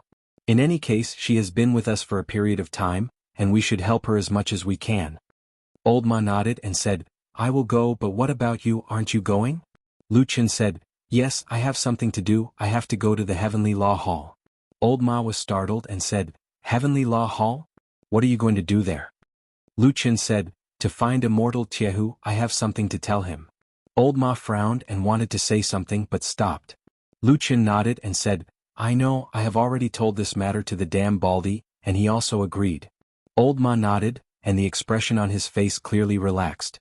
Although he still looked a little curious and really wanted to know what Lucian was going to do with Immortal Tiehu, in the end he actually suppressed his curiosity and turned away without saying a word. Sometimes, in this kind of Vanity Fair, the less people know, the longer they might live. Lucian understood Old Ma's intention and also felt a little emotional because in the past 10 years, his life was actually similar to that of Old Ma. But after all, it was different now. He walked alone to the other side of Tianlong Mountain, and met a lot of people along the way. When they saw him, many people had different expressions on their faces, but they were all relatively polite, either because of his high position, or because of Immortal Tianlan's tyrannical strength. Even if they thought that he was not going to live long and had fallen out of favor, they were still polite to him. Otherwise, why would you be angry with a dying person? So along the way, Lucian actually felt that his status on Tianlong Mountain seemed to have improved a lot unconsciously. After arriving at the Heavenly Law Hall, he asked someone to let him in, and before long someone welcomed him in. When he walked outside the main hall of the Heavenly Law Hall, he saw a beautiful woman standing at the door of the main hall, looking at him calmly from afar. Her appearance was charming and tender, like a blooming spring flower, and her beauty surpassed all others. It was Song Wenji.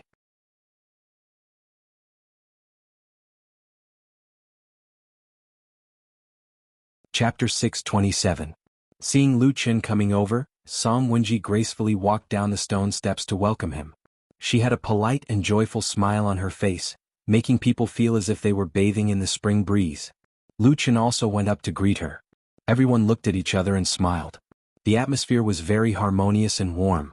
Song Wenji smiled and said, When I heard the news just now, I didn't dare to believe it. I specially asked again before I dared to believe that it is young Master Lu who has come to visit. Lucian also smiled and said, Miss Song, you are too polite. I don't deserve it, I don't deserve it. Song Wenji said, This is not something I said casually. Anyway, in my memory you have never come to Heavenly Law Hall. Today is really a rare guest. Lucian said politely, Sorry to disturb you, I have a small matter to visit Immortal Tiehu. I wonder if he has time to see me? Song Wenji said, Yes. But now my adoptive father has some urgent matters on hand and can't come out to see you for the time being. Lucian was startled for a moment, then nodded and said, I didn't expect such a coincidence. Then I will find another time to visit Immortal Tiehu. Song Wenji, however, waved her hand and said indifferently, That's not necessary. I have already gone in to help you inform. Although adoptive father can't leave for the time being, it is not a big deal. Just wait for an hour and it will be fine. He asked me to come and greet you first. Wait for a while in the main hall of Heavenly Law Hall. He will come out in a while. Lucian hesitated for a moment, then nodded and said, In that case, I will have to trouble Miss Song. Song Wenji took a deep look at him and said with a smile, Young Master Lu, you are treating me like an outsider. With our relationship, this is nothing. After saying that, she turned around and made a gesture of invitation, then led Lucian into the main hall. Lucian followed behind her, looking at the back of the woman from the corner of his eyes. He had some doubts in his heart. Although he and Song Wenji had interacted with each other recently, it was impossible for their friendship to be very good. Even if they had a good relationship, there were still the two Supremes standing behind them. Based on the hostile atmosphere between the two deity transformation realm lords, Tianlan and Tai Hu, even if the two juniors wanted to befriend them, they would have to be cautious. It could even be said that the fact that they did not turn against each other and become mortal enemies was already a sign of politeness. Song Wenji brought him into the main hall of the Heavenly Law Hall. Of course, it was also Lu Chen's first time coming to this place, so he looked around curiously. In fact, as one of the most powerful places in Mount Tianlong and Zhangxianmeng, this main hall was basically on par with the Kunlun Palace. In terms of history, the main hall of Heavenly Law Hall was even older and more profound than the Kunlun Palace in Fuyunji. After all, Fuyunji was founded by Lord Tianlan, and it only rose rapidly in recent years. In the past, there was not such an unruly force in Zhangxianmeng. The nobles, that were deeply rooted in the hearts of the people were the Heavenly Law Hall, the Starry Palace and the Dezayuan. They were considered to have been the tripod of power since the early days of the establishment of Zhengxianming. Their power was intertwined and their potential could not be underestimated.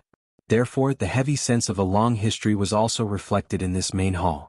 Lu Chen saw many tall and magnificent murals on the walls of the main hall here.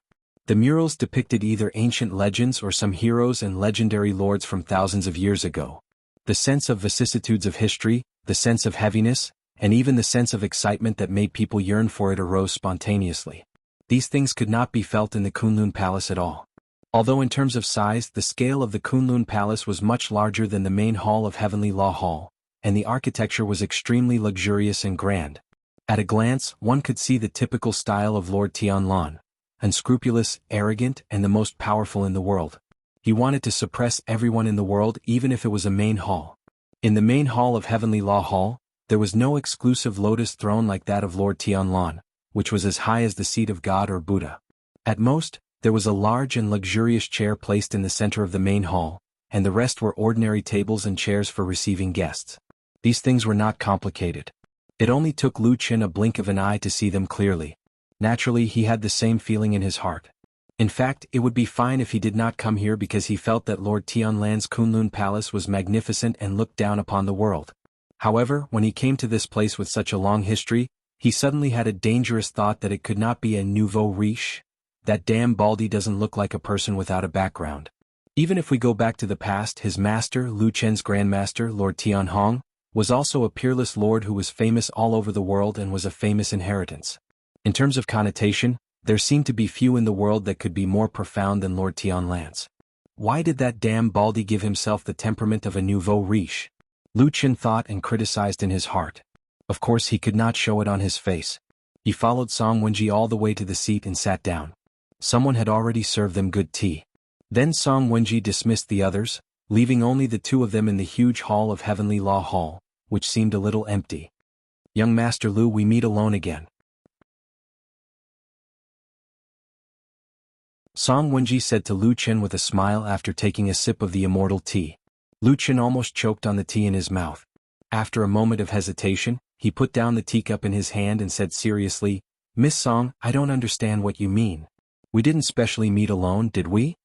At the same time, Lu Chen was secretly vigilant. Although his eyes did not move, he secretly glanced around the hall with his peripheral vision, but did not find anything. Just at that moment, there was a faint warning in his heart. This was a kind of inexplicable premonition.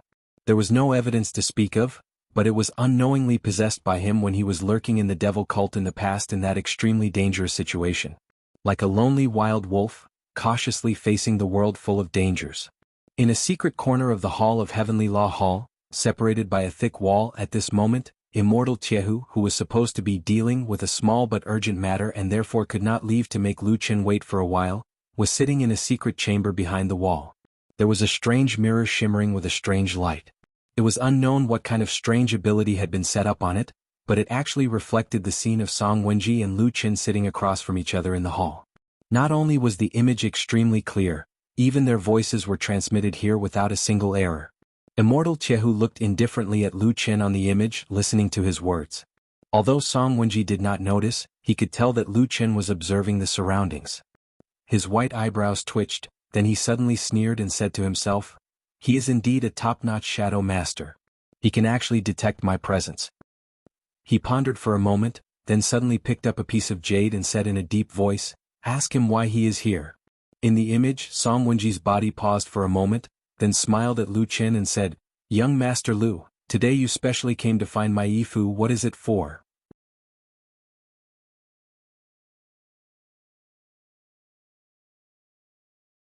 Chapter 628. At that moment, Lu Chen's heart suddenly skipped a beat. Although Song Wenji in front of him looked normal, he still felt that this woman seemed to have paused for a moment. However, that moment was too short. Perhaps it was an illusion. Therefore Lu Chen did not show any more hesitation. After a smile, he said frankly, "Actually, before I returned to the Immortal City, I met a person. He asked me to pass a message to Immortal Taihu. I came here today to pass this message. There's nothing else." Pass a message? Song Wenji seemed to have not expected Lu Chen's reason for coming here. She was startled for a moment.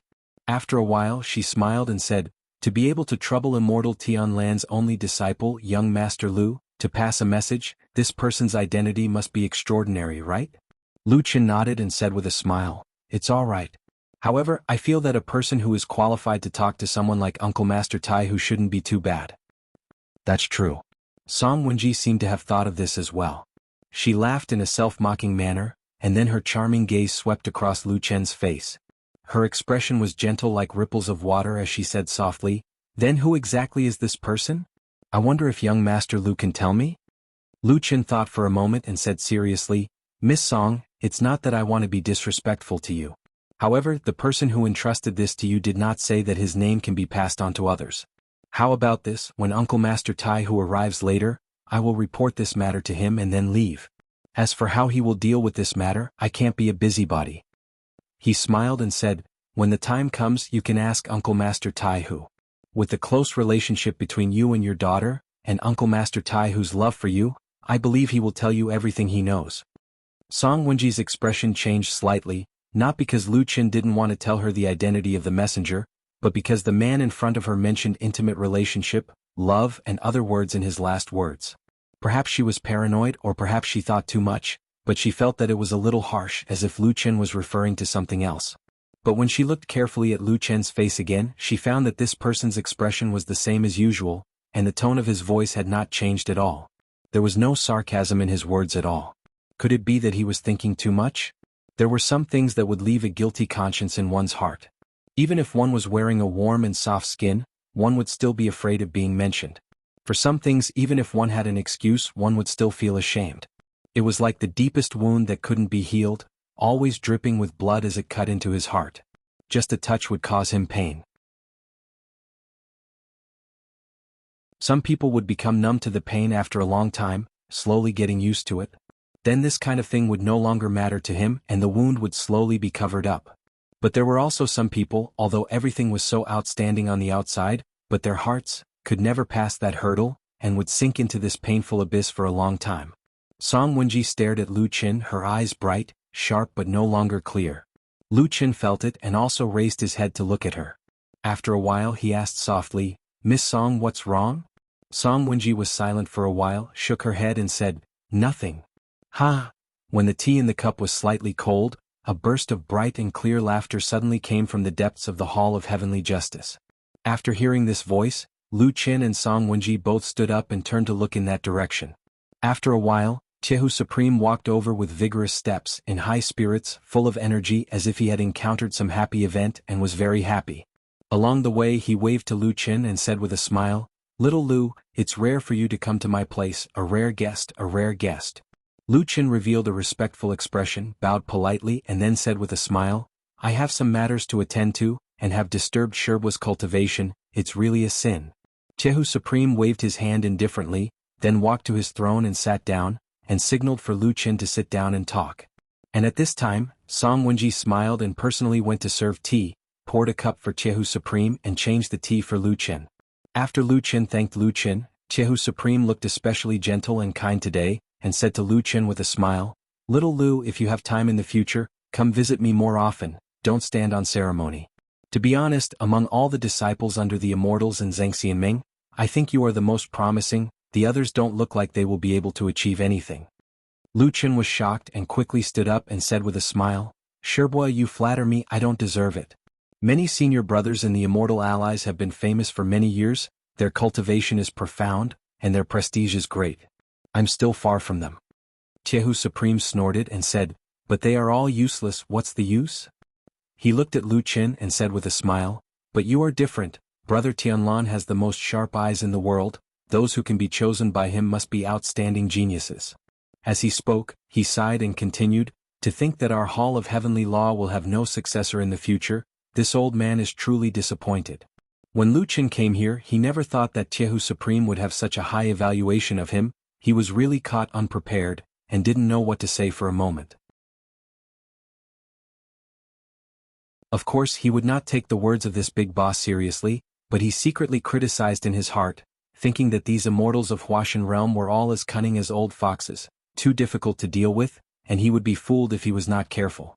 After praising Lu Qin, Tiehu Supreme did not even ask Lu Qin why he came, but just smiled and said to him, "By the way, how is your master these days, is he well?"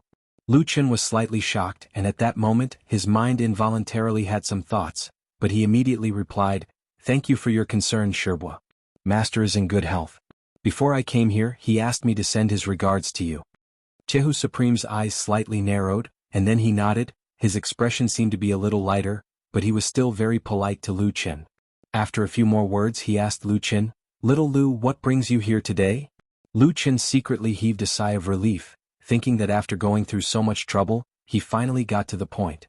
At the beginning he said a lot of things in a roundabout way, which always made people feel that there was a hidden meaning in his words, as if he was trying to get information from him. He coughed, stood up and said seriously, "Yes, the thing is, before I returned to the Immortal City, I once passed by the Great Snow Mountain in the Lost Land." As he said this, his eyes stared at Tiehu Supreme, carefully watching the change of expression on the face of this immortal of Huashan realm. As expected, when he mentioned the three words, Great Snow Mountain, Tiehu Supreme's expression suddenly changed. It really was him. Lu Qin's heart calmed down and then he said, "In the Great Snow Mountain, I actually met an ancient divine beast, Heavenly Wolf. It was this divine beast that asked me to pass a message to you. It only said, 'The leaf that I borrowed years ago, it is time to return it.'" After saying this, his eyes lit up, and he looked directly at Tiehu Supreme, wanting to see how he would react.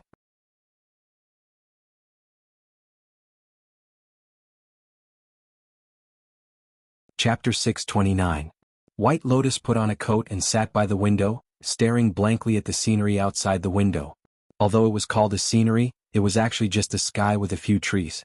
Of course, there was a beautiful scenery on Sky Dragon Mountain, but it was not here. Generally speaking, the best places would be taken by the most powerful true monarchs. The house was very quiet, without a sound. Originally there was a black dog lying outside the house. Even though there was a door between them, they could occasionally hear its movements. Perhaps it could even give people a sense of life. But now that Atsu had been taken away by Lu Qin, the house was completely deserted. White Lotus held her chin with her hand, and her eyes seemed to be a little blank. Perhaps it was because she was too lonely in this lonely and deserted environment, so there was even a little emptiness in her eyes. No one knew what she was thinking at the moment. Was she recalling the past, thinking about some doubts, or simply sitting there in a daze? After an unknown amount of time, suddenly there was a sound of footsteps coming from outside the house, approaching the door from afar. After a while someone knocked on the door. It was Old Ma's voice. "White Lotus, are you in the house?" White Lotus slowly turned her head and glanced at the door. After a while she said, "The door is not locked. Come in by yourself." There was a moment of silence outside the door and then there was a creak. Old Ma pushed the door open and walked in. The tall black dog followed him into the house. Old Ma swept a glance around the room before his gaze finally fell on Bai Lian, who was sitting by the window. A smile appeared on his face as he asked, "Why are you sitting up? Is your body feeling better?" White Lotus smiled, but her eyes fell on Atsu, who was standing next to Old Ma.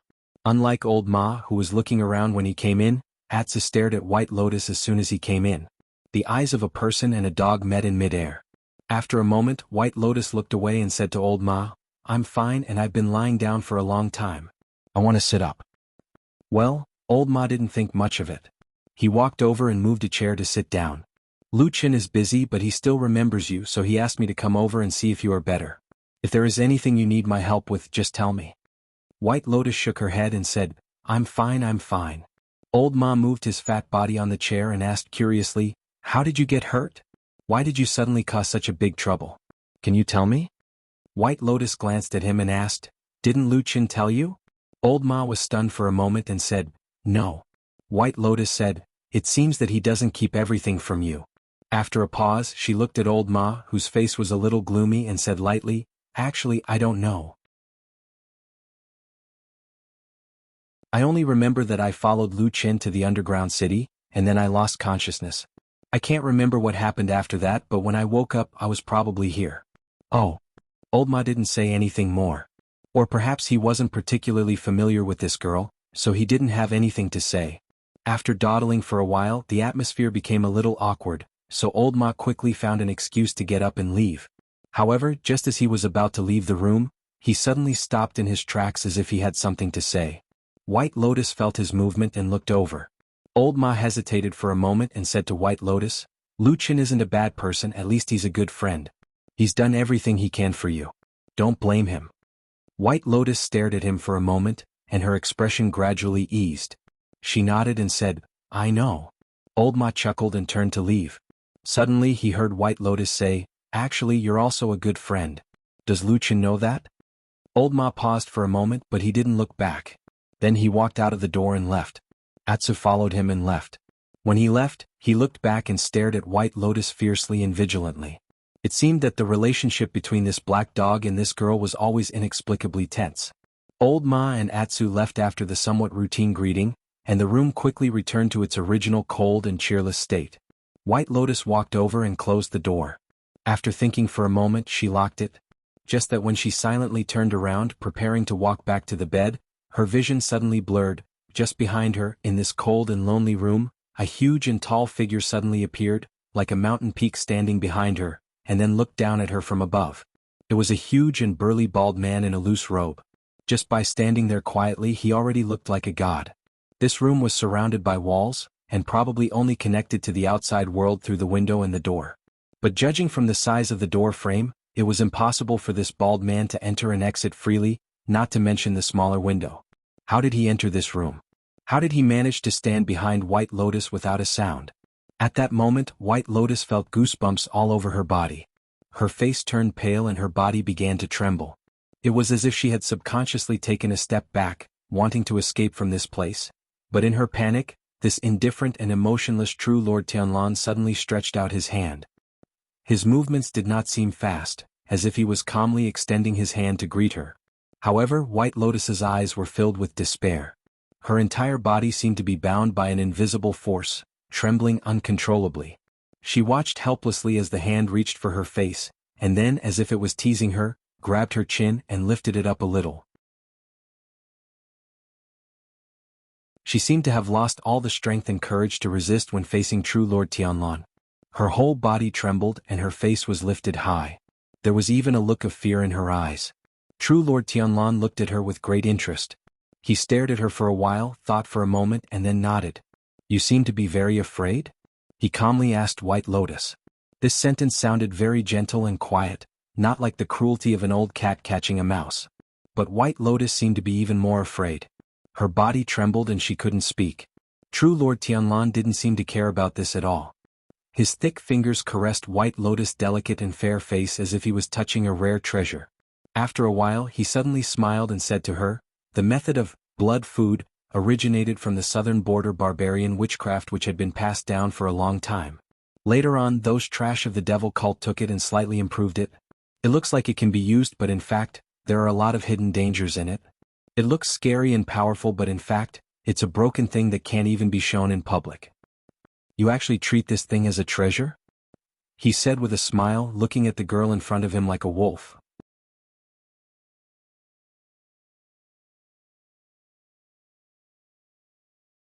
Chapter 630. White Lotus's face had lost all color. It was unknown whether it was because her body was too weak after the injury or because she was too frightened at this moment. Her body trembled violently. It seemed that she wanted very much to retreat and escape from Supreme Lord Tianlan's terrifying palm. However, all her strength seemed to have left her at this moment, making her like a pitiful and helpless ant. She could only wail in despair in the giant's palm, unable to even struggle. The world was always like this. The law of the jungle had long become the norm. Even some gentle and compassionate people would unknowingly follow this rule. We revere and worship the strong, despise and ignore the weak. Perhaps we would occasionally pity those who were in miserable circumstances, but in fact, we forgot that most of the compassion was not in our hearts. Out of sight, there were even more weak people who were not seen. Perhaps after seeing them, everyone was used to it. Even those who were kind-hearted couldn't think of mercy. They were like lions that were strutting with their heads held high, and would never look at ants that were trampled to death by their feet. How could there be compassion? Or rather, could there really be compassion in the heart of a person like Supreme Lord Tianlan? White Lotus looked at him mournfully, her eyes full of fear and pleading. It was a fear that came from the depths of her soul. It was her body's instinctive desire to live. She wanted to live. She did not want to die. For this, she could give up everything and give up everything. Her eyes clearly and plainly expressed her thoughts. But Supreme Lord Tianlan was not moved. Perhaps to a giant like him who had stood at the peak for too long, these so-called desires and the so-called price to pay were just a joke to him. He threw them away like they were old shoes. He did not care about them at all. Of course there were things that he valued, but they were not on White Lotus. Therefore he smiled coldly and ruthlessly. After a trace of disgust flashed across his eyes, he probably saw what he hated about the devil cult and touched the thread in his heart. His palms slowly moved down from White Lotus's chin. White Lotus's body began to tremble violently. She could clearly feel the rough skin brushing past her smooth neck before stopping in the middle of her neck. The bald giant looked at her indifferently. The giant palm that seemed to be able to destroy everything began to slowly tighten, violently and forcefully squeezing out all the aura in her body. Her heart received the painful reflex of her body and became angry. It began to beat violently, desperately trying to transfer the dark red blood to her head. However, when it reached her neck, it was as if it had encountered an impenetrable dam, and it stopped moving. White Lotus's feet went soft and then she was in the air. Her body had already left the ground. She was grabbed by the neck and raised into the air. Her vision began to blur, and her feet began to kick wildly. Before the last bit of sober consciousness disappeared, White Lotus sadly found that she was actually too afraid to attack this person in such a situation. But he couldn't do it either. The aura of life was rapidly fading, and the world gradually darkened. Her mind gradually became blank. At a certain moment, a song from a long time ago suddenly echoed in her mind. It seemed to be a song related to the albizia flower. She wanted to sing but she couldn't.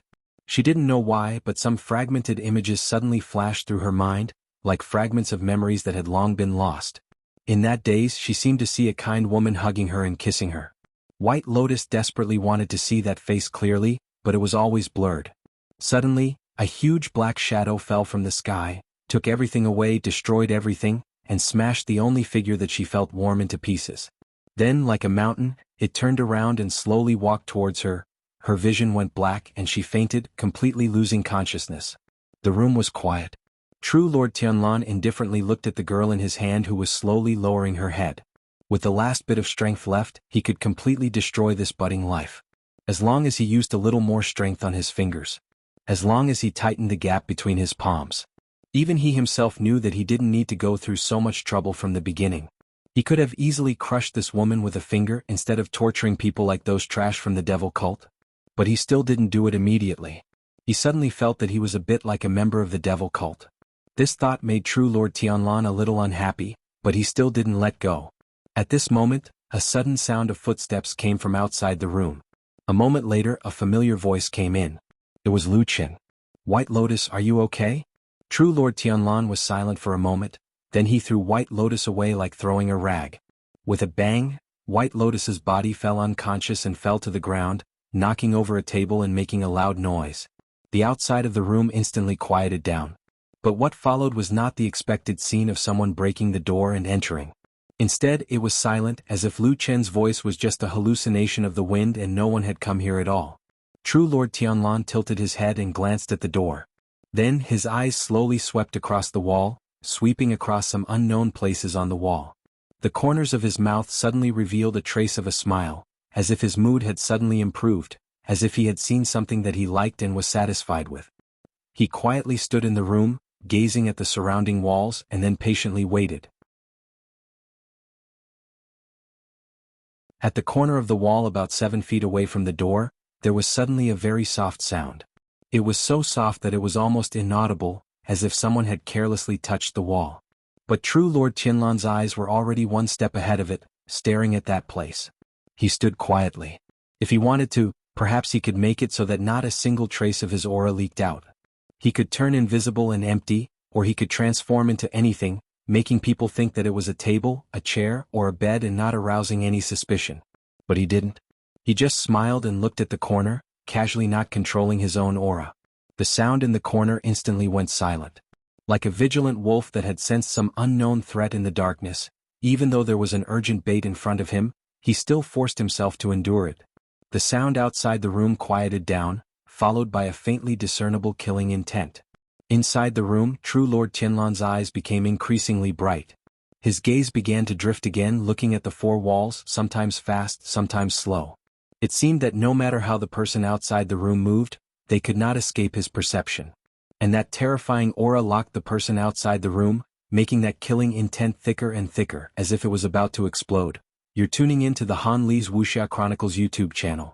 We're so grateful for your support, and don't forget to subscribe to join us on this incredible journey through captivating stories.